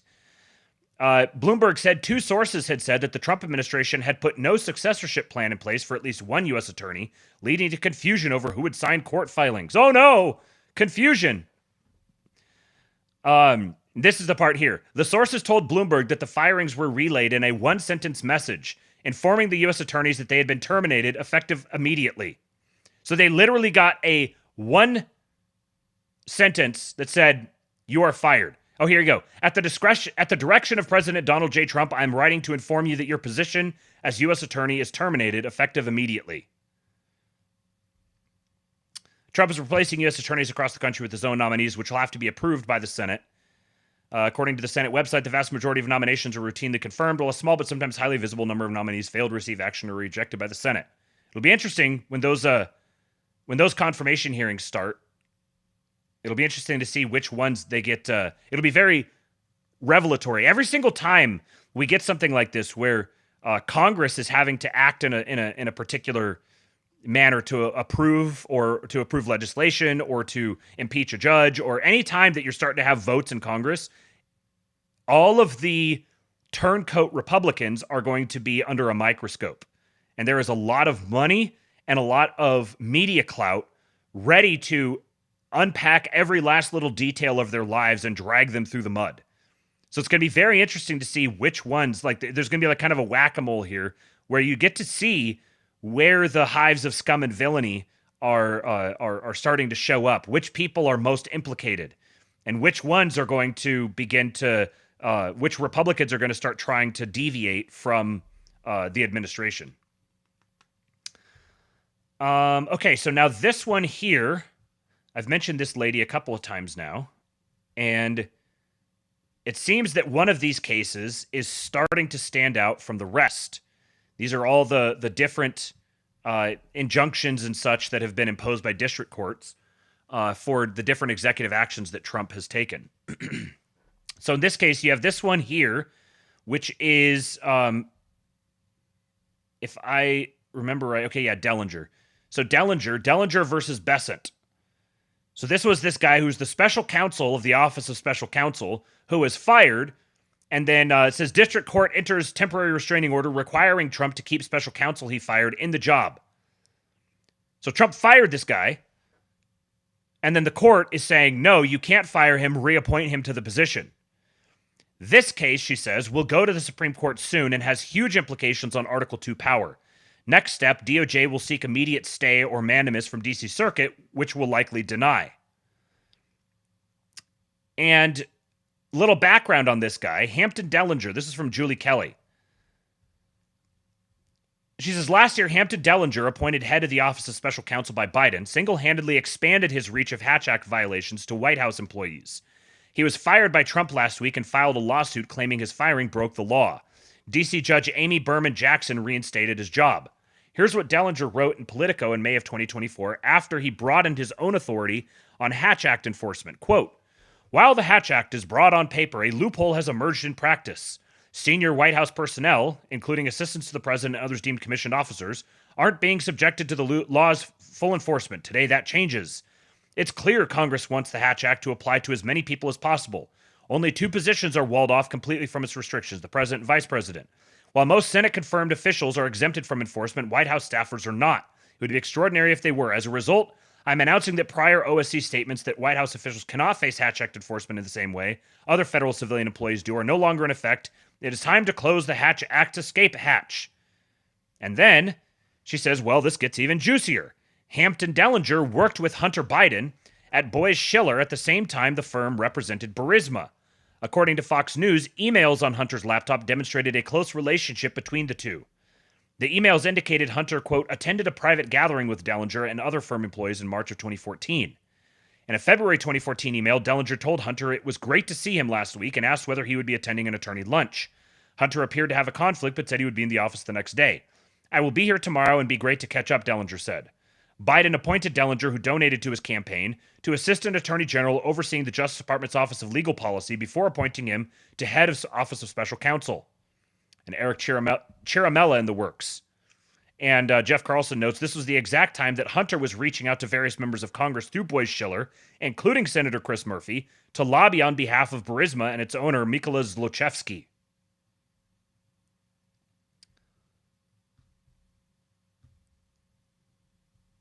So this case, it looks like, is probably going to be one of the first ones to wind up at the Supreme Court. And here's a couple of updates that she posted. So let's see here. Court of Appeals dismissed Trump administration's appeal, saying no jurisdiction to consider appeal of administrative stay because not an injunction and no grounds for mandamus. She said government files response in support of stay, absolutely nailing why federal court can't for even a moment force a fired person back into the executive branch. Folks, this case will be one of the landmark ones reestablishing executive power. And then here, the Trump administration stakes out position on Humphrey's executor, which is why this case is so huge. So now we'll open this link and real quick, before I read that, this will be relevant. DOJ, FTC, and National Labor Relations Board are no longer independent. Trump administration moves to assert control. The Justice Department has announced it will stop defending the independence of the FTC, the NLRB, and Consumer Product Safety Commission, arguing their leaders should be fireable by the president. Acting Solicitor General Sarah Harris confirmed the DOJ will ask the Supreme Court to overturn protections that shield these agencies from direct executive control. This marks a major shift in power, giving Trump more authority over regulatory agencies long seen as obstacles to economic and labor reform. And so here's that letter from Sarah Harris. This one's shorter. To the Honorable Richard J. Durbin, Old Dick, ranking member on the Committee on the Judiciary in the United States Senate. Dear Senator Durbin, pursuant to 28 U.S. Code 530D, I'm writing to advise you that the Department of Justice has determined that certain for-cause removal provisions that apply to members of multi-member regulatory commissions are unconstitutional, and that the department will no longer defend their constitutionality. Specifically, the department has determined that the statutory tenure protections for members of the FTC, for members of the National Labor Relations Board, and for members of the Consumer Product Safety Commission are unconstitutional. In Myers v. United States in 1926, the Supreme Court recognized that Article 2 of the Constitution gives the president an, quote, unrestricted power of, quote, removing executive officers who had been appointed by him by and with the advice and consent of the Senate, end quote. In Humphrey's Executor versus United States in 1935, the Supreme Court created an exception to that rule. The court held that Congress may, quote, forbid the removal except for cause of members of the FTC on the ground that the FTC exercised merely, quote, quasi-legislative or quasi-judicial powers, end quote, and thus could be required to, quote, act in discharge of their duties independently of executive control, end quote. Statutory tenure protections for the members of a variety of independent agencies, including the FTC, NLRB, and CPSC, rely on that exception. The department has concluded that those tenure protections are unconstitutional. The Supreme Court has made clear that the holding of Humphrey's executor embodies a narrow exception to the unrestricted removal power that the president generally has over principal executive officers, and that the exception represents, quote, the outermost constitutional limit of permissible congressional restrictions on the president's authority to remove such officers. Further, the Supreme Court has held the holding of Humphrey's executor applies only to administrative bodies that do not exercise, quote, substantial executive power. The Supreme Court has also explained that Humphrey's executor appears to have misapprehended the powers of the New Deal-era FTC and misclassified those powers as primarily legislative and judicial. The exception recognized in Humphrey's executor thus does not fit the principal officers who head the regulatory commissions noted above. As presently constituted, these commissions exercise substantial executive power, including through, quote, promulgating binding rules and, quote, unilaterally issuing final decisions in administrative adjudications. An independent agency of that kind has, quote, no basis in history and no place in our constitutional structure, end quote. To the extent that Humphrey's executor requires otherwise, the department intends to urge the Supreme Court to overrule that decision, which prevents the president from adequately supervising principal officers in the executive branch who execute the laws on the president's behalf, and which has already been severely eroded by recent Supreme Court decisions. Listen to decisions here. Please let me know if I can be of any further assistance in this matter. This is the Acting Solicitor General. And this here is, oh no, I forgot one of these tabs. I had a video from Gorsuch, but I don't remember where it is now. I had a video from Gorsuch talking about this. Basically, it was tangential to this, but it was related. And essentially, it very much looks like the Supreme Court is going to rule. Their predisposition would be to agree on this point, particularly indicated by their ruling on the Chevron deference recently. I've got something coming here from Gorsuch that was talking about the injunctions. But first, one more of these cases. One of the activist judges blocking Trump's agenda, Judge John Bates, is married to the founder of a USAID-funded NGO. And it's just blatant here. Somehow all of these compromised judges are the ones that are winding up getting these cases and issuing these injunctions. Carol Rees is a Democrat lawyer who started Hope for Children in Ethiopia, a longtime USAID grant recipient. He's the judge who ordered the president to restore sex change and gender ideology web pages. So what do you think Hope for Children in Ethiopia is all about? I can only imagine. Elon says, I bet that very little, maybe none of that money actually reached kids in Ethiopia. The nature of the NGO scams is to have a cause that sounds philanthropic, like Save the Orphans of Sadville, and then they pocket the money and zero actual orphans are helped. Have seen this so many times. So they're definitely pocketing this money, and what money does get used is probably being used to troon Ethiopian kids. So here's this from Gorsuch, and I'm not going to read all four of these pages. You're welcome to go to the King Pilled Substack afterwards and look for this. This is Gorsuch talking about these injunctions, but I'll just read a quote from it. Gorsuch, joined by Thomas, gave a preview in 2020 of how SCOTUS is likely going to deal with the plague of nationwide injunctions by lower court judges. Quote, the real problem here is the increasingly common practice of trial courts ordering relief that transcends the cases before them. Whether framed as injunctions of nationwide, universal, or cosmic scope, these orders share the same basic flaw. They direct how the defendant must act toward persons who are not party to the case. It has become increasingly apparent that this court must, at some point, confront these important objections to this increasingly widespread practice. The routine issuance of universal injunctions is patently unworkable, sowing chaos for litigants, the government, courts, and all those affected by these conflicting decisions. This is not normal. Taylor Brown says, it's like DE said on the latest Thought Crime Syndicate with Pete, if the Supreme Court doesn't play a role in fixing this widespread problem, then the Constitution is nothing more than a death pact. Yes. And ultimately, like I said on the show yesterday, the Supreme Court, even the more lib members of the Supreme Court, like Roberts or Kagan, they're likely going to side with with Thomas and Alito and Gorsuch and Kavanaugh.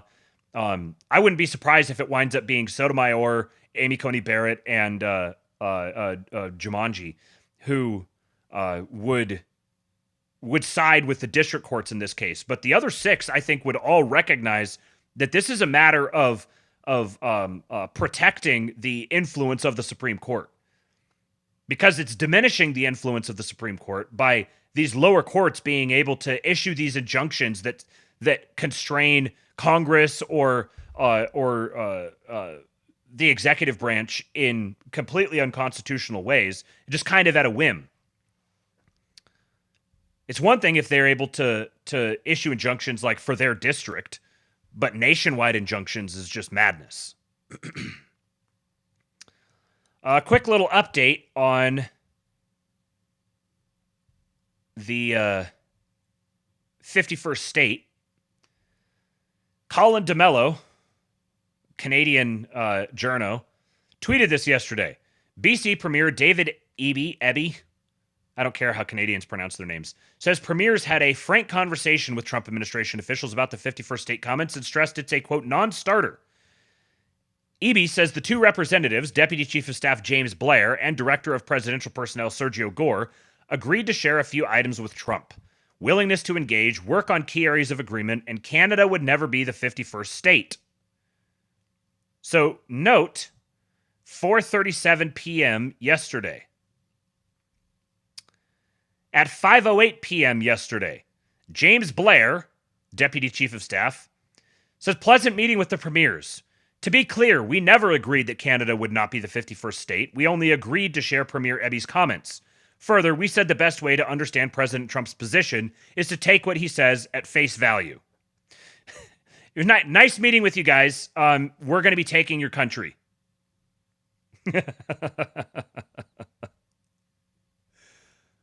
Apologies to the riled up Canadian bros out there. You guys know, ultimately it will be in your best interest. It's going to happen. Shh. Just let it happen.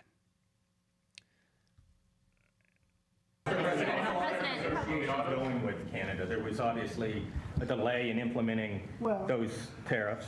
I spoke to Governor Trudeau on numerous occasions, and we'll see what happens. But it just sets up so good for them. Look, the people would pay much less tax than they're paying right now. They'd have perfect military protection. They don't have any military protection because and you take a look at what's going on out there. You have Russian ships, you have China ships, you have Chinese ships, you have a lot of ships out there, and people are in danger. This is a different world today. It's a different world. They need our protection, yes. Governor Trudeau. It's going to be like, what I can't wait to see is when whoever it winds up being, Mark Carney or whatever, replacing Trudeau, if he just starts calling him governor as well and just keeps doing it. The Canadian libs are going to just absolutely lose their minds. All right. You guys ready for a little bit of Vice poster talk? Our guy has been posting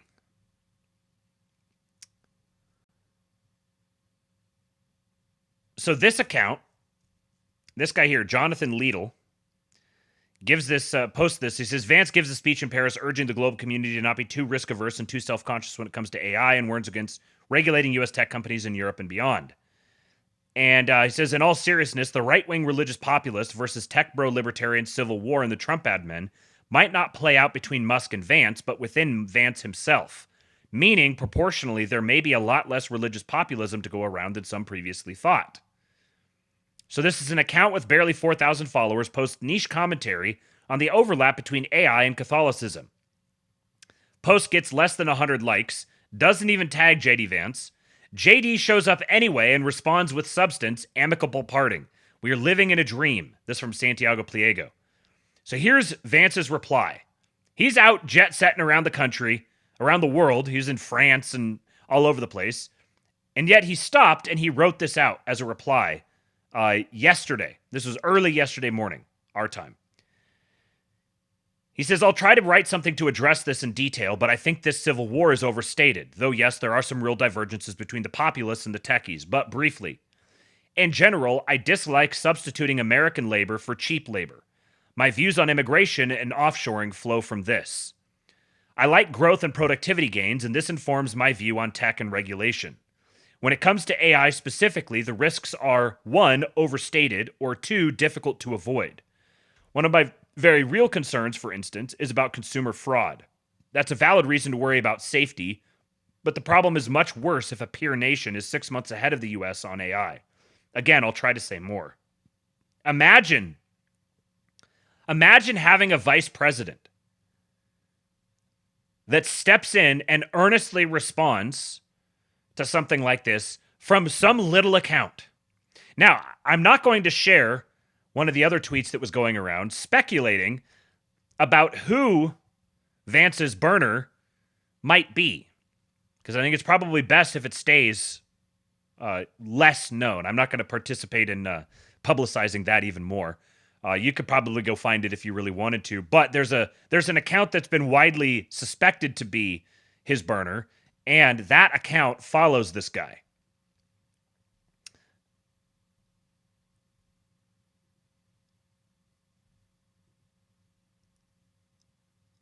Okay, so that being said now, I'm going to play for you guys this entire speech because it's worth it.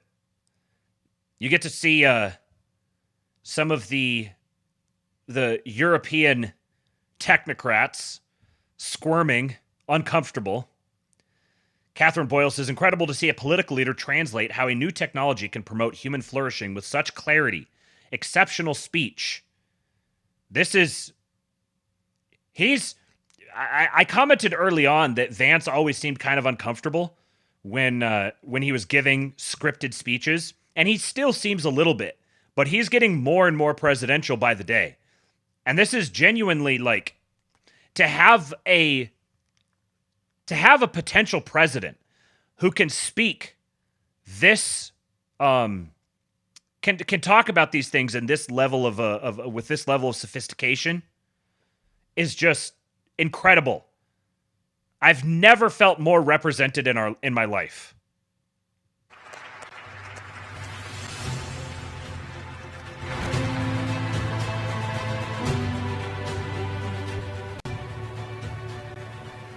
The kind introduction, and I want to start by thanking President Macron for hosting the event and, of course, for the lovely dinner last night.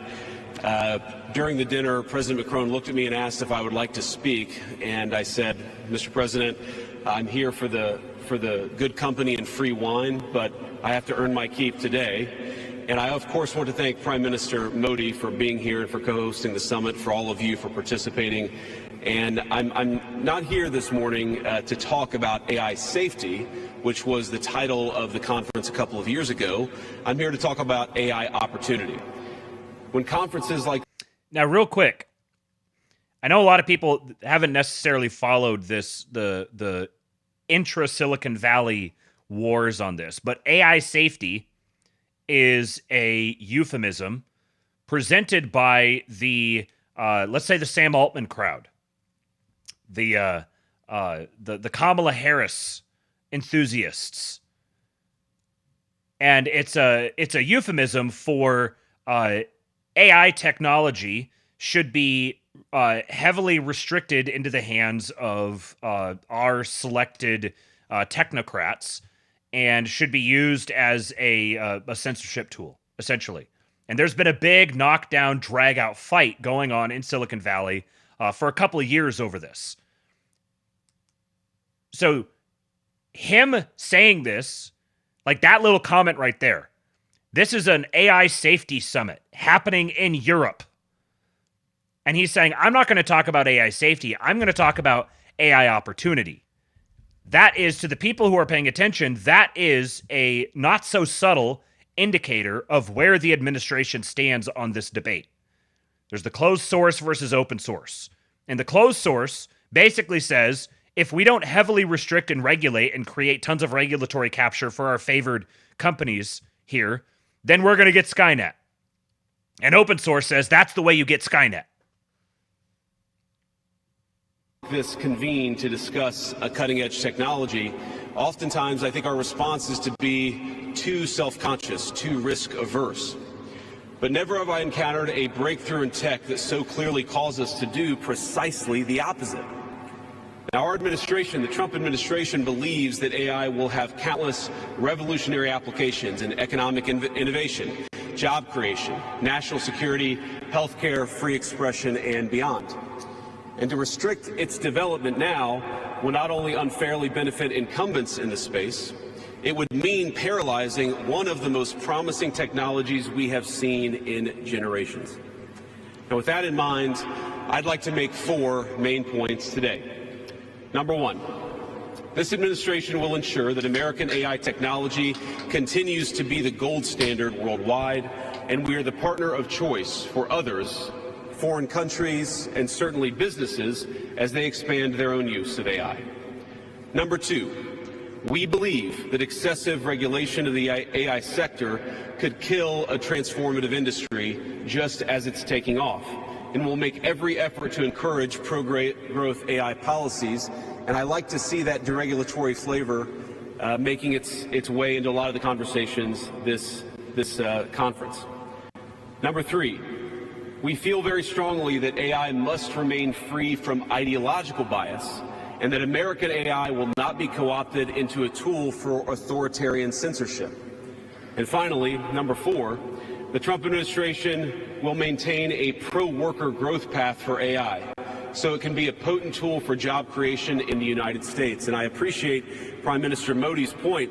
AI, I really believe, will facilitate and make people more productive. It is not going to replace human beings. It will never replace human beings. And I think too many of the leaders in the AI industry, when they talk about this fear of replacing workers, I think they really miss the point. AI, we believe, is going to make us more productive, more prosperous, and more free. The United States of America is the leader in AI, and our administration plans to keep it that way. The U.S. possesses all components across the full AI stack, including advanced semiconductor design, frontier algorithms, and of course, transformational applications. Now, the computing power this stack requires is integral to advancing AI technology. And to safeguard America's advantage, the Trump administration will ensure that the most powerful AI systems are built in the U.S. with American-designed and manufactured chips. Now, just because we're the leader doesn't mean we want to or need to go it alone, of course. And let me be emphatic about this point. America wants to partner with all of you. And we want to embark on the AI revolution before us with the spirit of openness and collaboration. But to create that kind of trust, we need international regulatory regimes that fosters the creation of AI technology rather than strangles it. And we need our European friends in particular to look to this new frontier with optimism rather than trepidation. We need our European friends in particular. This is being said, and he's being very diplomatic in the way he's saying this, but this is close to a declaration of war against all of the multinational organizations that are centered in Europe or have their focus on European interests. Now, the development of cutting-edge AI in the U.S. is no accident. By preserving an open regulatory environment, we've encouraged American innovators to experiment and to make unparalleled R&D investments. Of the $700 billion, give or take, that's estimated to be spent on AI in 2028, over half of it will likely be invested in the United States of America. Now, this administration will not be the one to snuff out the startups and the grad students producing some of the most groundbreaking applications of artificial intelligence. Instead, our laws will keep big tech, little tech, and all other developers on a level playing field.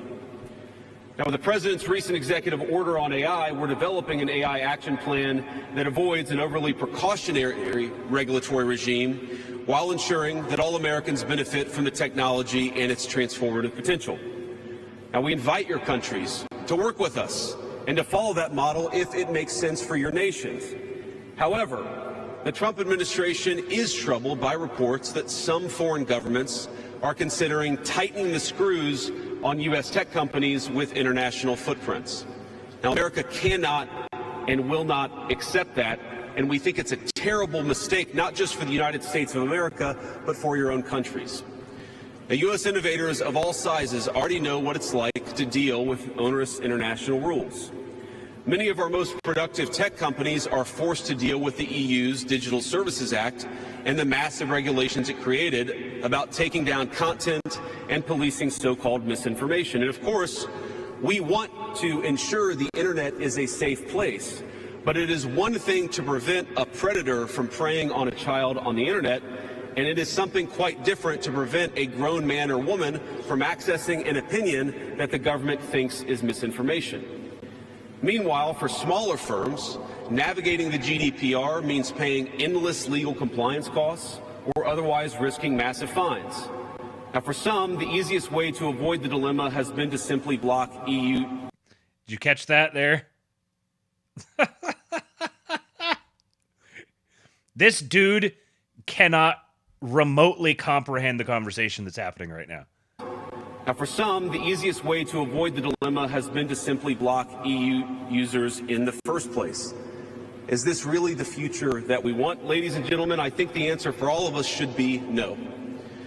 Now, there's no issue where we worry about more than regulation when it comes to energy. And again, I appreciated the comments of so many at the conference because they recognize that we stand now at the frontier of an AI industry that is hungry for reliable power and high-quality semiconductors.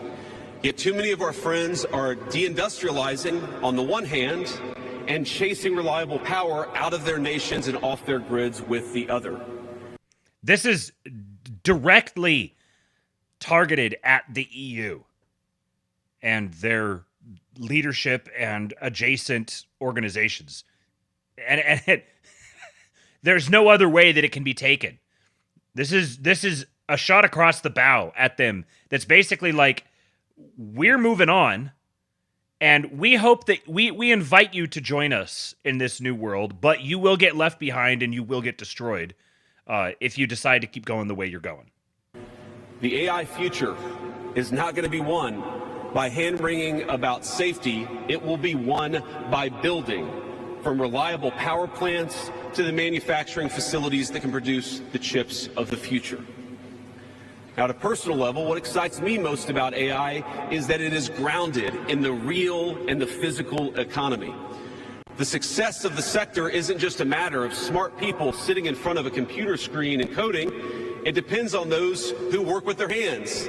Even as robotics will change our factories, it will certainly make our healthcare providers better at treating diseases, but it will also depend on the data produced by those healthcare providers, by those doctors and nurses.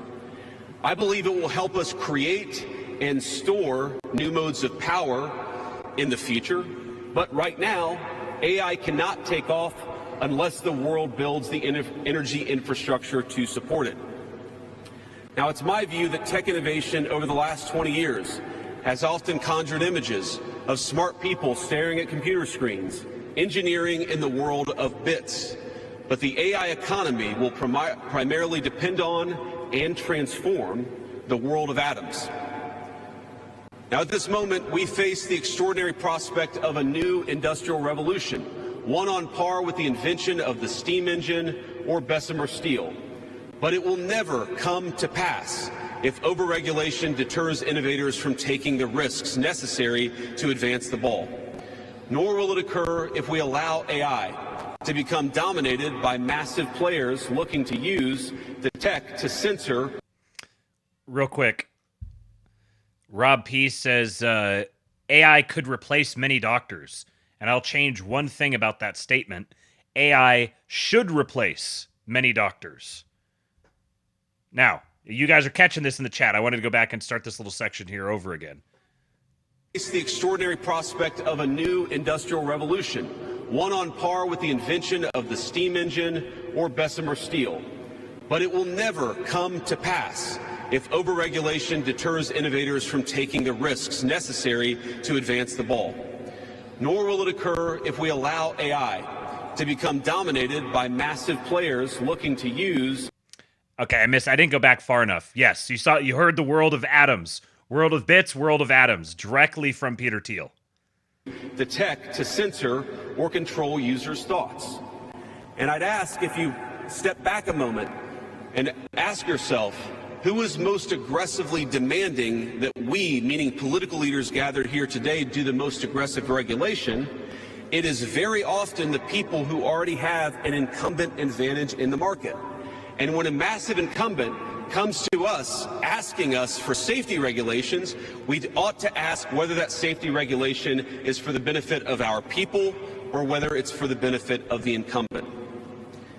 Now, over the last few years, we've watched as governments, businesses, and nonprofit organizations have advanced unpopular and, I believe, downright ahistorical social agendas through AI. In the U.S., we had AI image generators trying to tell us that George Washington was black or that America's doughboys in World War I were in fact women. Now, we laugh at this now, and of course it was ridiculous, but we have to remember the lessons from that ridiculous moment. And what we take from it is that the Trump administration will ensure that AI systems developed in America are free from ideological bias and never restrict our citizens' right to free speech. We can trust our people to think, to consume information, to develop their own ideas, and to debate with one another in the open marketplace of ideas. Now, we've also watched as hostile foreign adversaries have weaponized AI software to rewrite history, surveil users, and censor speech. This is hardly new, of course. As they do with other tech, some authoritarian regimes have stolen and used AI to strengthen their military, intelligence, and surveillance capabilities, capture foreign data, and create propaganda to undermine other nations' national security. I want to be clear. This administration will block such efforts, full stop. We will safeguard American AI and chip technologies from theft and misuse, work with our allies and partners to strengthen and extend these protections, and close pathways to adversaries attaining AI capabilities that threaten all of our people. And I would also remind our international friends here today that partnering with such regimes, it never pays off in the long term. From CCTV to 5G equipment, we're all familiar with cheap tech in the marketplace that's been heavily subsidized and exported by authoritarian regimes. But as I know, and I think some of us in this room have learned from experience, partnering with them means chaining your nation to an authoritarian master that seeks to infiltrate, dig in, and seize your information infrastructure. Should a deal seem too good to be true, just remember the old adage that we... Look on her face. Should a deal seem too good to be... The subtext of this, if you're not picking up on it, the subtext of this is, Europe, you have a decision. Specifically the leaders of Germany, France, Poland to some degree, and Brussels, and then also the UK. The UK is kind of a separate thing. The decision point here is you can decide to snuggle yourself up to China, or you can accept your follower role with us. You're no longer going to be directing our economy. You're no longer going to be manipulating our currency.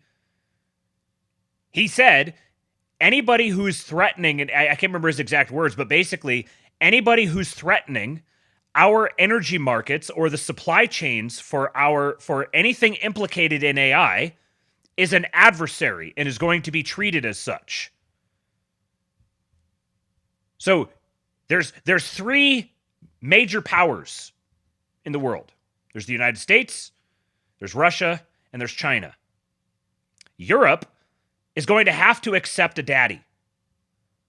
They're going to have no choice. It's going to take them a while to come to grips with that fact, but when they spend, I don't know, a few years in third world conditions, I think that they're finally going to be knocked down far enough to accept the reality that is Europe will never be a superpower. They're going to have to align themselves with a superpower, which means they're going to be a vassal state to one extent or another. The question is, whose vassal are they going to be? Be true, just remember the old adage that we learned in Silicon Valley. If you aren't paying for the product, you are the product. Finally, we're going to make you pay for it, and you're going to like it.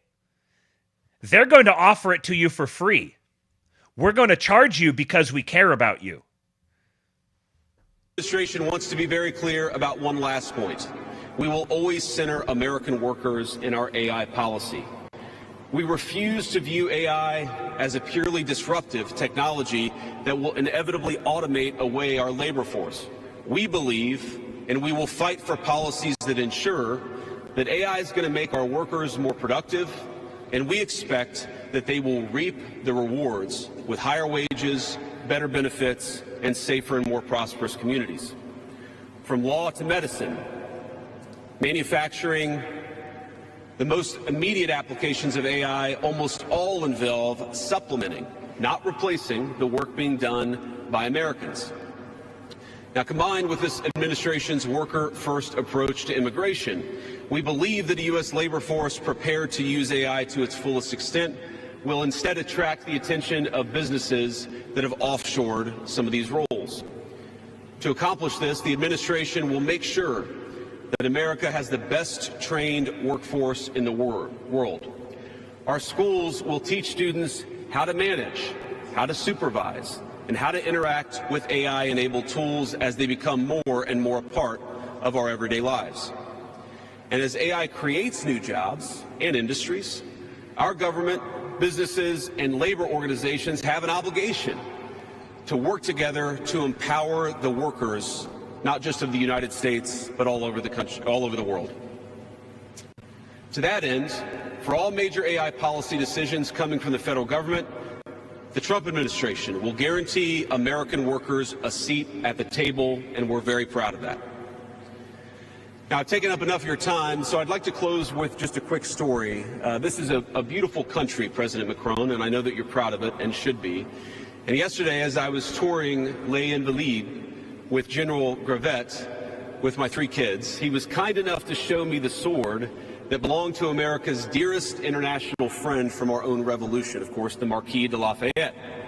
He let me hold the sword, but of course he made me put on the white gloves beforehand. And it got me thinking of this country, France, and of course of my own country, and of the beautiful civilization that we have built together with weapons like that saber. Weapons that are dangerous in the wrong hands, but are incredible tools for liberty and prosperity in the right hands. I couldn't help but think of the conference today. If we choose the wrong approach on other things that could be conceived of as dangerous, things like AI, and choose to hold ourselves back, it will alter not. Was that Pharrell? Dangerous, things like AI, and choose to hold ourselves. I listened to this for the most part the first time I heard it. I didn't sit and watch it. I'm pretty sure that's Pharrell. What the hell is Pharrell doing there? Back, it will alter not only our GDP or the stock market, but the very future of the project that Lafayette and the American founders set off to create.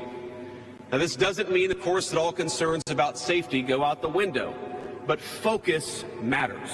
And we must focus now on the opportunity to catch lightning in a bottle, unleash our most brilliant innovators, and use AI to improve the well-being of our nations and their peoples. With great confidence, I can say it is an opportunity that the Trump administration will not squander. And we hope everyone convened here today feels exactly the same. Thank you, and God bless you all. 48. Our guy. Now, just for a little bit of comparison here. The United States of America is the leader in AI, and our administration plans to keep it that way. The U.S. possesses all components across the full AI stack, including advanced semiconductor design, frontier algorithms, and of course, transformational applications. Now, the computing power this stack requires is integral to advancing AI technology. And to safeguard America's advantage, the Trump administration will ensure that the most powerful AI systems are built in the U.S. with American-designed and manufactured chips.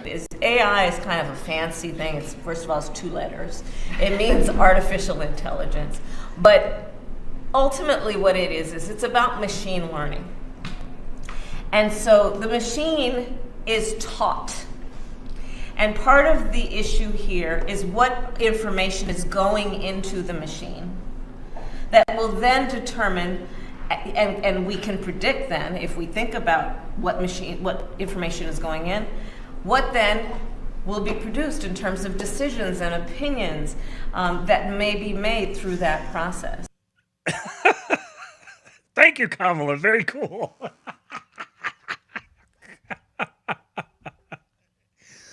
I think that's the first time that I've heard her talk since the election. Now, someone might say, Well, she's giving extemporaneous remarks, and he's reading from a script. But I've heard him give extemporaneous remarks on this exact subject, and honestly, the script dumbed him down. He knows this shit. He's a very unique vice president in that he's actually gifted and experienced in the real world beyond, the machinations of the political system. Okay, so now related story. You guys may have seen this. Shout out to Tesla Boomer Mama for just screenshotting this Wall Street Journal article so I didn't have to go use the remove paywall. So Elon Musk-led group makes $97.4 billion bid for control of OpenAI. Unsolicited offer complicates Sam Altman's plans to convert OpenAI to a for-profit company. A consortium of investors led by Elon Musk is offering $97.4 billion to buy the nonprofit that controls OpenAI, upping the stakes in his battle with Sam Altman over the company behind ChatGPT. Musk's attorney, Mark Toberoff, said he submitted a bid for all the nonprofit's assets to OpenAI's board of directors Monday. The unsolicited offer adds a major complication to Altman's carefully laid plans for OpenAI's future, including converting it to a for-profit company and spending up to $500 billion on AI infrastructure through a joint venture called Stargate. He and Musk are already fighting in court over the direction of OpenAI. It's time for OpenAI to return to the open-source, safety-focused force for good it once was, Musk said in a statement provided by Toberoff. We will make sure that happens. Altman responded to Musk on X, writing, "No thank you, but we will buy Twitter for $9.74 billion if you want," using the previous name for the Musk-owned social media platform and moving the decimal point in the billionaire's bid for OpenAI one space to the left. Altman and Musk co-founded OpenAI in 2015 as a charity. In 2019, after Musk left the company and Altman became chief executive, OpenAI created a for-profit subsidiary that has served as a vehicle for it to raise money from Microsoft and other investors. Altman is in the process of turning the subsidiary into a traditional company and spinning out the nonprofit, which would own equity in the new for-profit. Altman is an absolute, one of the scummiest human beings alive. He's got me like, what's his name from Breaking Bad. One of the thorniest questions of the conversion has been how the nonprofit will be valued. Musk's bid sets a high bar and may mean that he or whoever runs the nonprofit would end up with a large and possibly controlling stake in the new OpenAI. Elon Musk absolutely hates Sam Altman. The bid is being backed by Musk's own artificial intelligence company, xAI, which could merge with OpenAI following a deal. He also has several investors backing him, including Valor Equity Partners, Barron Capital, Atreides Management, Vi Capital, and 8VC, a venture firm led by Palantir co-founder Joe Lonsdale. Ari Emanuel, CEO of Hollywood company Endeavor, is also backing the offer through his investment fund. Musk has filed a series of legal complaints accusing OpenAI of betraying its original nonprofit mission by creating a for-profit arm and colluding with its largest investor, Microsoft, to dominate the development of AI. On January 7th, Toberoff sent a letter to the attorneys general in California, where OpenAI is based, and Delaware, where it is incorporated, asking that they open up bidding for the company to determine the fair market value of its charitable assets. Musk and other critics have said they believe OpenAI may undervalue the nonprofit when they spin it out. OpenAI has called Musk's legal claims baseless and overreaching and said the nonprofit will receive full value in its ownership stake of the for-profit. The company released documents in December that it said showed Musk previously supported turning OpenAI into a for-profit, but walked away because he couldn't get control of it. Toberoff said Musk's investor group is prepared to match or exceed any bids higher than their own. Quote, "If Sam Altman and the present OpenAI Inc. board of directors are intent on becoming a fully for-profit corporation, it is vital that the charity be fairly compensated for what its leadership is taking away from it. Control over the most transformative technology of our time," he said. The day after President Trump was inaugurated, Altman appeared alongside him and other business leaders to announce a plan called Stargate to invest up to $500 billion over the next 4 years in U.S. data centers. Despite his close relationship with Trump, Musk wasn't part of the announcement. Hours after the White House press conference, Musk claimed on X that Stargate's backers didn't have the promised money and called Altman a swindler.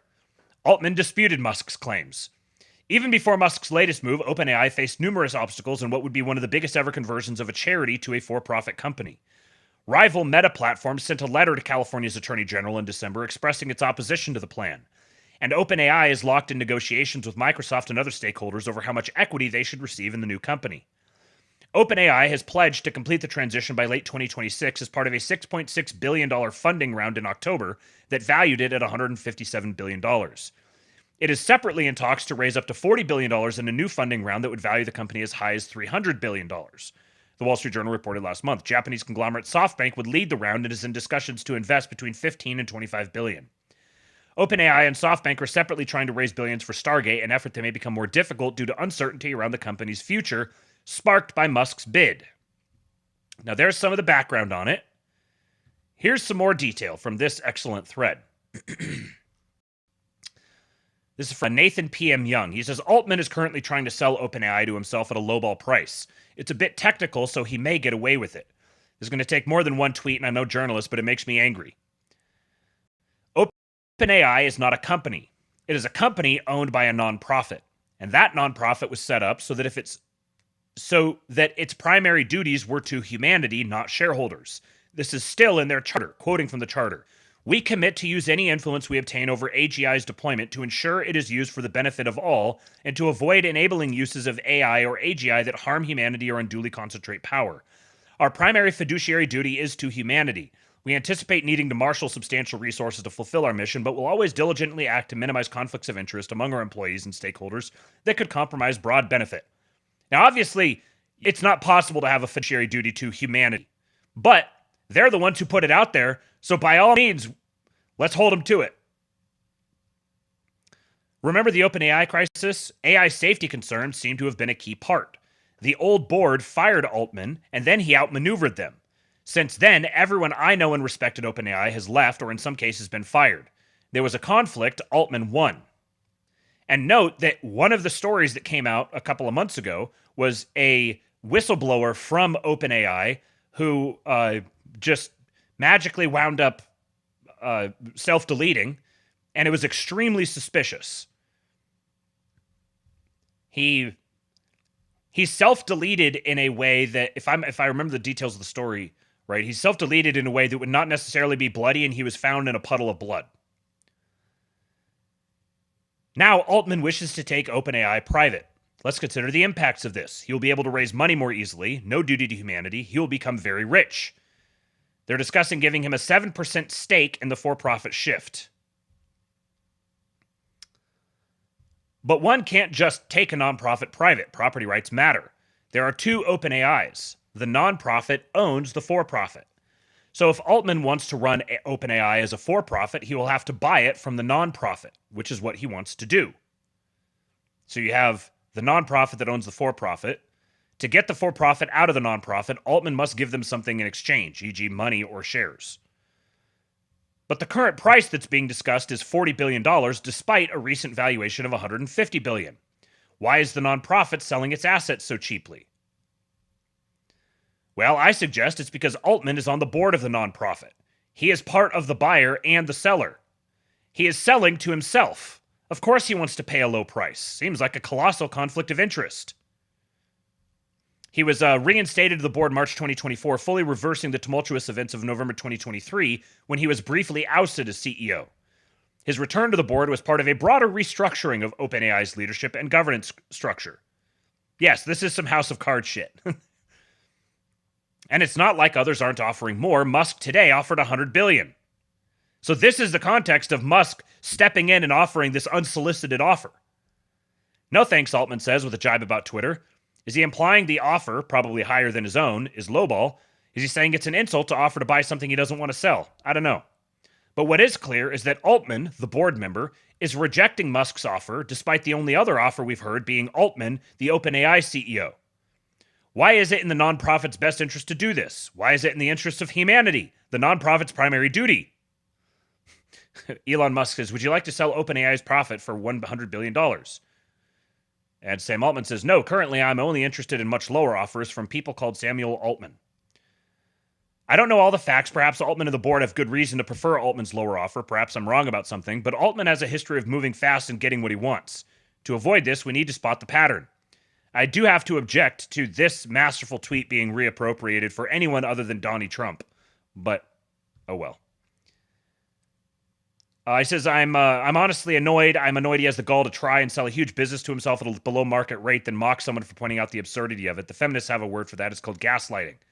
Anyway, there you go. Why is it in the OpenAI's non-profit's interest to sell one of the leading AI companies at a knockdown price to members of its own board? Seems sus. Someone should look into it.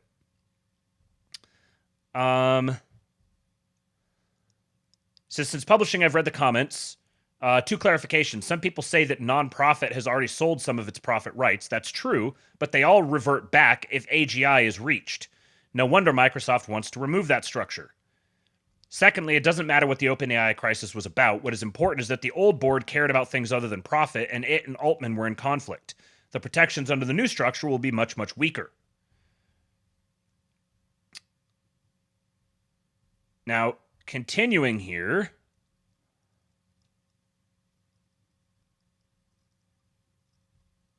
Elon's lawyer, this from Sawyer Merritt.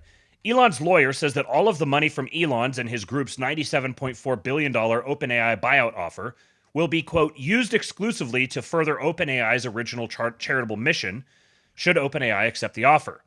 Sam Altman said publicly he wasn't at OpenAI for the money and was doing it because he loves it. He didn't just say it publicly. I can't remember if I saved the video here. But, yeah, I did. Here, I'll play this real quick. Okay. You make a lot of money, do you? No. I'm paid enough for health insurance. I have no equity in OpenAI. Really? Yeah. That's interesting. You need a lawyer. I need a what? You need a lawyer or an agent. I'm doing this because I love it. Thank you, Mr. Chairman. Thanks, Senator Kennedy. I kind of think that he reached up one finger there and he wanted to reach up a different one. Definitely does not trust him. And how could you not trust him with that face? So he didn't just say it publicly. He said it to a member of Congress. So essentially, Elon is putting Sam in a tough spot by pushing him to prove that what he said is true.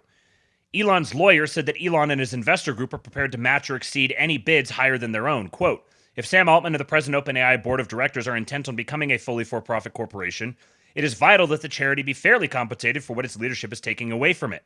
Control over the most transformative technology of our time. Sam Altman may not want to accept Elon's offer, but ultimately it's up to the OpenAI's board.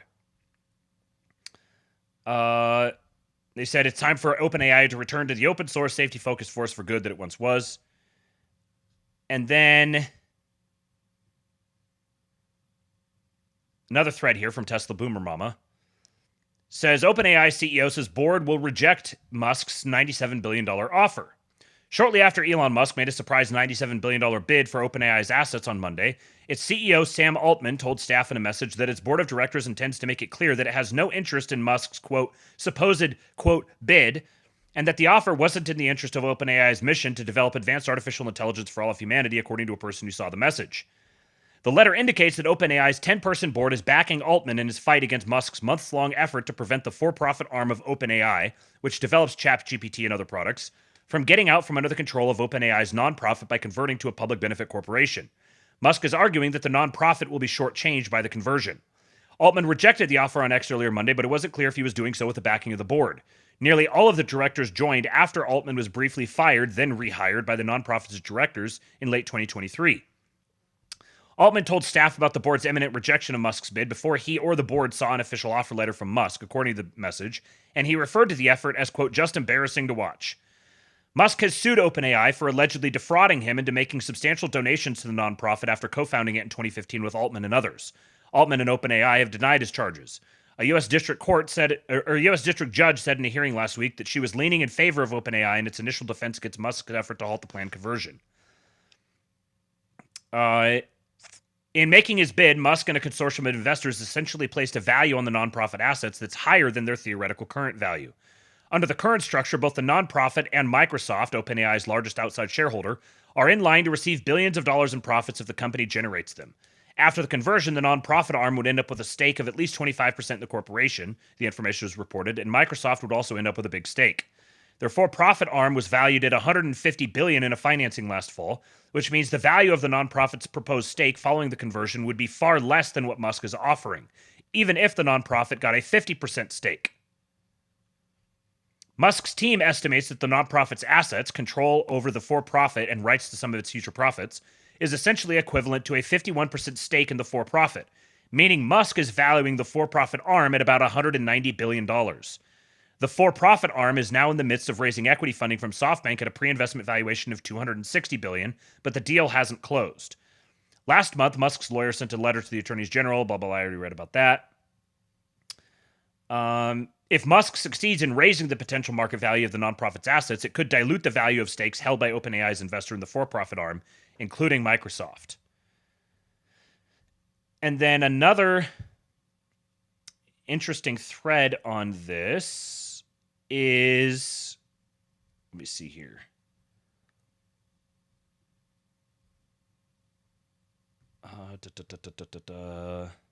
Okay, yeah, here, I'll read this.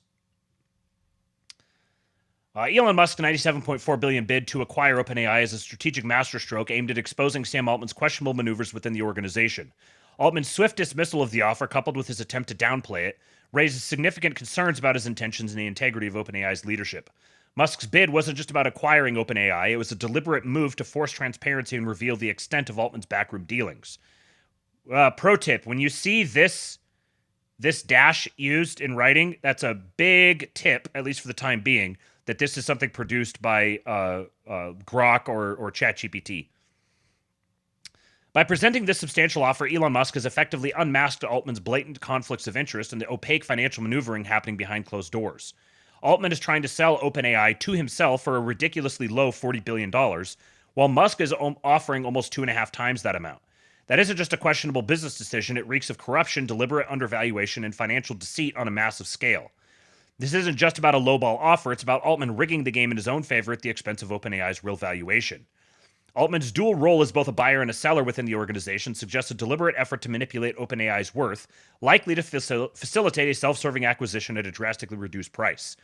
Now that Musk has established a clear and independent reference point with his offer, it's impossible to deny that Altman's $40 billion deal is outrageously below fair market value. The sheer scale of this discrepancy raises the question of whether Altman's actions constitute outright fraud or criminal intent, as he appears to be orchestrating an insider scheme to enrich himself at the expense of OpenAI's actual stakeholders. Musk's bid has done more than just highlight these shady dealings. It has brought them into full public view, exposing Altman's financial mischief for the world to see. This could be Altman's kryptonite. If he proceeds with acquiring OpenAI at the significantly undervalued price, Musk is expected to launch immediate and aggressive legal action to challenge and overturn this blatant case of corporate misconduct. Given that Musk is willing to pay nearly 2.5 times what Altman wants to pay, the legal grounds for pursuing charges such as self-dealing, breach of fiduciary duty, fraudulent conveyance, misappropriation of assets, unjust enrichment, and embezzlement become undeniable. This entire situation underscores just how dishonest and self-serving Altman truly is.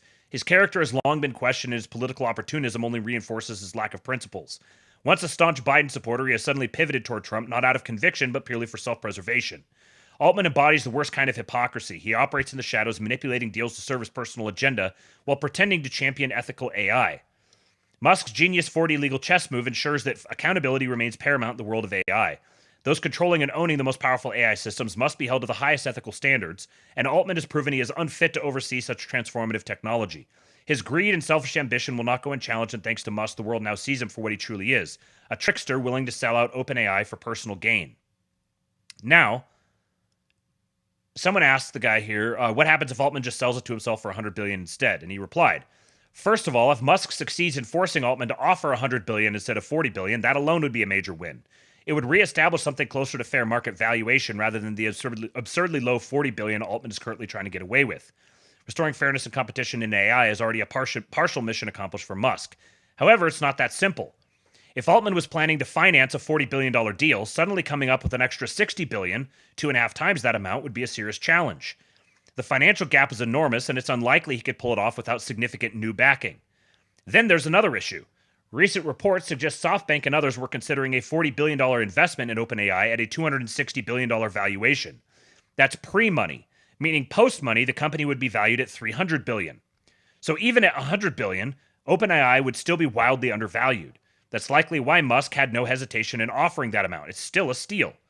If Altman somehow manages to structure a $100 billion deal, Musk could just raise his bid to $150 billion, forcing Altman into an even more difficult position. No matter how Altman plays this, Musk can make his life miserable and expose his self-dealing at every turn. And I really want to see Elon just absolutely break his back. I would not trust him any further than I could throw him. Okay, last couple things here. So let me give you this. Any sufficiently advanced math is indistinguishable from magic. This is some autism. You guys are going to have to watch closely. Listen intently. Too bad we will never know how deep this hole is. Yes, we will. Assuming the video is real, it took the rock 15.23 seconds from an initial vertical velocity of 0 to make a sound after hitting the bottom. I found a similar helmet, and based on that, I calculated the length of the rock to be 32 centimeters and the height to be 18 centimeters. Since the rock is oval-shaped, the cross-section area will be pi times 32 divided by 2 times 18 divided by 2, which is 452 centimeters squared. For the mass of the rock, based on the amount of effort the person is putting into throwing it, I assumed is 5 kilograms. Here we can see the person's breathing is causing condensation, which means the temperature of the area is most likely below 10 degrees Celsius, and since we don't see any ice in the area, it must be above 0, and I assumed it to be 5. Based on that, using this formula, I calculated air density to be 1.27 kilograms per meters cubed. There are two forces acting on the rock as it's falling down. F equals mg due to gravity, and the drag force in the opposite direction, which is equal to 0.5 times air density, drag coefficient, cross-section area, and finally velocity squared. Since the rock is falling for a long time, at some point it'll reach terminal velocity. From this point forward, acceleration is equal to 0, and here I'm deriving the terminal velocity formula, which is finally equal to 41.3 meters per second. I then did some more simple math to find the formula for velocity based on time, and then took the integral from both sides to find the formula for the position of the rock as it's falling down. The time here is the time it takes for the rock to fall down, but the 15 seconds is the sum of the time it takes for the rock to fall down plus the time it takes for the sound to travel back to our ears. I calculated the speed of sound at 5 degrees Celsius to be 334 meters per second. So in this formula, T-fall will be equal to 15 seconds minus the depth of the hole divided by the speed of sound. I then graphed the position chart and also the line for where the position is equal to the depth of the hole and found the intersection, which shows us the hole in the video is 453 meters deep or 1,486 feet. An autist is speaking. I am listening and learning. Good one, Geneva's suggestion. That was not sped up. That was exactly how the video was. Imagine if I'd have put that on 2x. So I played you guys this video the other day from this company Replit, where you can. It's the company that. Sorry, the video's playing in the background here. The company for building an app where you can just basically type into this AI agent, and it'll just build an app for you. And he's an interesting guy to listen to. His name's Amjad Masad. He's Lebanese, I believe, or Jordanian. And he was on Tucker a little while back. Very interesting guy to listen to. He did an interview here where in this clip he gives 2 paths to future-proof your career in the AI era. This would be for my guys who are already in tech. This is very good advice that he gives in this video. And I also just want to give a shout out to his company because I think Replit is awesome. So my tech brothers out there, if you're wanting to know how to AI proof yourself, I think this is very good advice. I think if you were to work in tech, I think you have 2 radically divergent ways to think about it. If you want to be a programmer and have job security, I think you have to pick something as close to the metal as possible. For example, NASA will not have JavaScript generated or like GPT generated JavaScript run the rockets, right? Or the Tesla cars or what have you. So if you want to work on embedded systems using C, you have job security for 50 years. The other direction is you want to get really good at being a product person, and at being a generalist, being a designer, a maker, PM. And that's because I think this like full stack developer, that's the thing that's most at risk, right? Because it's the thing that's most represented on GitHub. It's the thing that AI is most good at. And it's the thing that's already somewhat automated, like people using Replit and Cursor and others, you're already sort of automating a big part of it. So I think the demand for engineers like that, I think will go down. And instead, companies will look for generalists that can go from ideation to production code by using AI. And I think they're going to be a lot more highly leveraged. And again, also, if you're already in industry, I would run in one of those directions. Don't stay in the middle. I think the middle is going to get squeezed. So the two is get as close to the metal as possible or become a generalist who can go from idea to end product with AI end to end. He says they had a great chat covering why now is the best time to learn to code, a live demo of building a nutrition tracker app, the rise of personal apps, and the future of work. Some quotes: the return on learning to code doubles every 6 months. AI automates many of the boring parts. What's left is you and your creativity, the most exciting part of coding. And the ultimate test for an AI coding agent is if you can make an app faster than you can Google for it. I think we've done it. I think if you want to work... I'll be honest with you, I think roadmaps are dead. Here's why. So the link is in here if you want to go watch the full interview. The link will be available on the King Pilled Substack. And one last white pill to end us on. This is from Tim Urban at WaitButWhy on Twitter. He said, I still cannot believe that I can look at a world map and tap anywhere to zoom in at street level. I can instantly access any song, book, movie, TV show, or podcast ever made. Have any conceivable question and get an immediate answer or video explanation. I can take a photo or video wherever I am and add it to my massive, searchable, always accessible personal archive. I can video call anyone in my life at any time, no matter where they are. I can watch live sports on a little wireless glass rectangle. And I can type out these thoughts and have them read by thousands of people all over the world a few seconds later.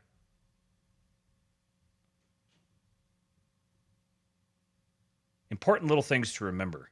I don't think we always take these. I think it's easy to take that stuff for granted. You know who we can't take for granted? Yo, it's an alpha male. A wild alpha male. A wild alpha male appears. You showed up just in time for Hulk. Yeah, I know. That actually worked out. I was at the daddy-daughter dance. How'd that go? Here at the school. Well, let me tell you. Okay, so I walk in, all right? And it's just like a bunch of dads and their daughters. And I'm looking around, and around the edge of the auditorium, or the cafeteria, or wherever they had it at the high school, there's a bunch of dads just standing there. Half of them are playing on their phones. The rest are just kind of leaning up against the wall, you know, too cool for school. Just like standing there with their daughters, letting their daughters take the lead. And their daughters are like, oh, just, you know, whenever you want. You know, and their dad's like, oh, okay, just whenever you want to go dance or whatever, let me know. And I'm like, these guys are faggots. And then I look in the center, and in the center of the dance floor, there's one dude, and he's surrounded by like 50 girls. There's one dude who's probably like 50, and he looks like a fucking moron, and they're all having a blast. Uh-huh. And then I look to my daughter, and I'm like, see those losers? Don't be like them. See that retard? Be like him. And we went out to the middle of the dance floor. Did you introduce them to the awesome Cooper moves? Oh, yeah. Yeah? You broke it down for them? Oh, yeah. I remember seeing those Cooper moves around a campfire. Lots of liquor. Lots and lots of liquor. These losers, man. These fucking faggots. It's pathetic. Because I was like, this whole thing, I was like, I don't want to go to this. This is going to be really gay. And I was inclined just to kind of like hang out in the corner or whatever and let my daughter hang out with her friends or whatever. And then I see all these guys standing like faggots. I'm like, well, I can't let this stand. So and then, hey, lo and behold, after I go out there with the other guy and we're out there just having a blast with like 100 little girls, then some of the other guys kind of like come moseying over and are just kind of standing there awkwardly. I'm like, well, that's a start, I guess. So if Elon was to come to you and ask you, Cooper, what did you get done today? Then you could tell him that you mogged a bunch of faggots. You know, it's funny. The Iceman says California Girls because that's that was like the first song that was playing when I walked in, which is a banger. Yes. I could feel walking into that room and looking around. I could literally feel my testosterone levels rising. Like, I don't know, serotonin. Yeah, where I'm just like, wow. If there were a bunch of like hot moms here, I would have my picking. So easy to be above average. It's like pro-testosterone to mog weak men. This is why bullying is necessary. Yeah, right. And it's really saying a lot if me, who's like 5'2", is out there mogging you. Okay, I'm 5'9", but you know. I was going to say, not often you see a guy who will undersell himself that much. Yeah, okay, I'm like 5'2". I am like 145 pounds, but you know, I'm not a big dude. And there's like these hulks out there with their big beards and their tattoos and shit, and they're just faggots. Did you see the news event today? That was how would I say this? The news event that reminded me of you. The Mini Cooper. Mm-hmm. I saw some people talking about it in the Discord. I didn't look into it. Yeah, some guy drove over in like Germany or something. Some guy drove his Mini Cooper into a crowd of immigrants or something like that. If I were to just guess at random his ethnicity, would I be right? Oh yes. Okay. Yeah. Yeah. So it just made me think it wasn't the first time that I heard about a Mini Cooper plowing a bunch of brown. Hey, you mean like big booty Latinas, right? Yeah, that's right. Big booty Latinas. All right. You got anything else for the people here? You gonna join us for the King Pilled movie night tonight? No, I gotta work tomorrow, dude. You're doing it Thursday? Like, what's wrong with you? Because tomorrow is Valentine's Day. You're not getting any. Like, what? So,